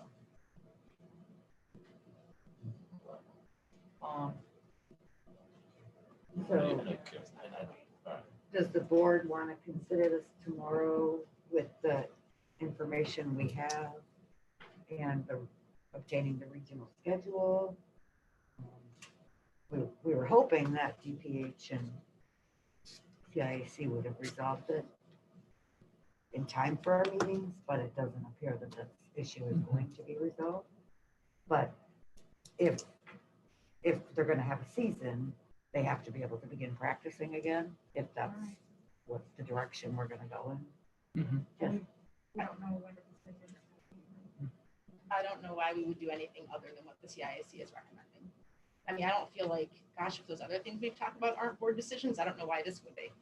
I mean, why don't we just do what our governing body for the state of Connecticut is telling us to do for sports? Well, I think except because the DPH is not agreeing with their recommendation, which is not usual that would happen. Like you would have thought that CIAC and the Department of Public Health would have worked together to arrive at a decision, which isn't the case. The CIAC is what tells our athletes what they can do all year round. So they've always been the deciding factor. But they're not health experts. This is a health crisis, I think, which is different than a regular season. I mean, And they were on board together for the fall sports last year. for the spring sports, they were on the When they same made page, that right? decision. Right, yes. right. They were in agreement. Yep. Nikki and then Gary and then Norman. The CIAC is saying that they can practice. The CIAC is saying yes, every sport can practice. So would we That's great. go back to that recommendation while we wait for another joint recommendation from the CIAC and CPH? We could, but I think that the point was to bring this information to the board so that they could hear. And like I said, I really had hoped when we scheduled these meetings that we would have more definitive information, but we don't. Maybe we'll have it by tomorrow and we can, but it gives an opportunity for people to weigh in during public comment, gives the opportunity for the board to weigh in, exactly what you were saying previously, and then we move forward from there in a democratic process. I agree with Jess. I mean, the DPH, we've agreed with them sometimes and followed their recommendations. Other times we haven't. I don't particularly believe that they have, a clear understanding or guidance at any one particular time. I think for the children's, for the students' sake, I'll go back to the restaurant. These kids have been together, 20 kids since March. Never a single incident of anybody in there every day, 7 to 8 hours. And the incident that happened there wasn't from the restaurant, it was from a function that took place when somebody came from out of state and they were exposed to it at a function someplace else, out of Torrington. But 20, 30 kids every day, kitchen's 100 degrees with their masks, and nobody else tested positive. Nobody tested positive during that process. And the kids, they're young adults, were sensible enough to be careful and to do their best to not, touch each other or rub up against each other, or unless, they were working near each other and they couldn't avoid it. I would trust our students to do the best they can, and I personally would like to follow the CIAC for the sake of the students and believing that it's best for them. But I'd like the parents to weigh in, and hopefully the football parents will give us their opinion. Right, overall, I think that we I'm not just saying I have to disagree with you. remember, that we're a public school and it's different than a restaurant, and I respect No, your I'm not- experience I know and what's going on. So both the commissioner and the governor are saying you need to look to your local and your state health agencies, which whether, What did their it's health say? DPH, I don't think so. What did but they- it is DPH. So They haven't- that's all I'm saying. They're in Right, they're dispute still right now. trying So to, did Torrington or health plan, or they just don't want to wait? so they're well, once the state gets involved, then really you're not looking at a local level anymore. This is much bigger than Torrington Area Health. You know, they're waiting now for the higher ups. But that's why I said, I really wish I had an answer to bring to you from both perspectives, and that even if they, you know, were on two separate pages, now it just keeps getting more and more muddy instead of I guess clear. The other question I had, do we know is what the financial implication is to running sports without gate receipts? Gate receipts, because there Yeah. can't be any spectators? And I'm not putting anyone on the spot, it's just I'm wondering. Well, that's all covered in the budget though. We did. All the stipends and everything, right? Yes, those are already in Those are general budgeted budget. items. Yeah. That would be the discretion. What we do. I don't know what Do revenue you take that money? sports would lose in terms of, because Right, we but don't see my- those. The athletic the budget- director uses gate receipts to fund Fund some of other the stuff for things. the Yeah. program. So I don't Correct. know, and maybe it's Yeah. nothing, but I think we should at The big, least the big know. one is the football. Yeah. Right, That's the big revenue. The big Stipends and transportation. Those are- Don't forget, Right. no, but he did like, at some points they've done like the stuff for the football equipment Correct. that we haven't paid for that has to be done. So I just would be curious, is there any cost that we would incur That's not budgeted. because we're not gonna have. gate no, receipts? there won't be any cost. Everything is budgeted. This is just extra money that we can use for equipment that we want to buy or something else. Don't forget, also, they don't want any spectators at Yeah. some of Right. these sports. Right. There's no way we can stop that. Okay, we're not gonna talk about that. All right, so I think if you give us the regional play, if anyone thinks of anything to talk about for tomorrow. Just texted a friend who's on the CIAC sports board. He's on the basketball great. subcommittee, but, Yep, and nothing new today. They've agreed not to move football to the spring, still fighting about how football will be played. So, but I'm gonna have lunch with him tomorrow, good. so that okay. I may get some more. You'll have more information than I do, so that'll be great. Yes. Thank you, John. I would just say, Gary mentioned something I wanted to hear from the parents. I think that if you have kids wanting to play, you are hearing from the parents. Because any parent who isn't comfortable having their child play is already not having their child play. So the fact that you have kids that want to play, that want to do this, means that you have their family's support. And not all of the fall sports have started yet, but I do think that you would have certainly enough people that want to do it. I agree. But we're following the state guidelines on other things. We should take Right. into consideration Trying the to- state guidelines also. That's the other side. The CIAC is the state governing body of our athletic programs, so. Okay, any other questions on fall sports? It's on tomorrow's agenda too, Mhm. just because we were hoping that something would transpire. Okay, comments for the good of the order. Armin, See everybody tomorrow night. yes, Same. Gary, I want to thank the administrators, Ally, I want to you know enough credit, but you've done an amazing job, and if I offended anybody tonight, I'm sorry, but I will do better next time. Ellen, Thank you to everyone. See John, you all in 20 hours. Nikki, Wow. Nikki, no one on the Zoom? Okay. Motion to adjourn. So moved. Second. All those in favor? Aye. Aye.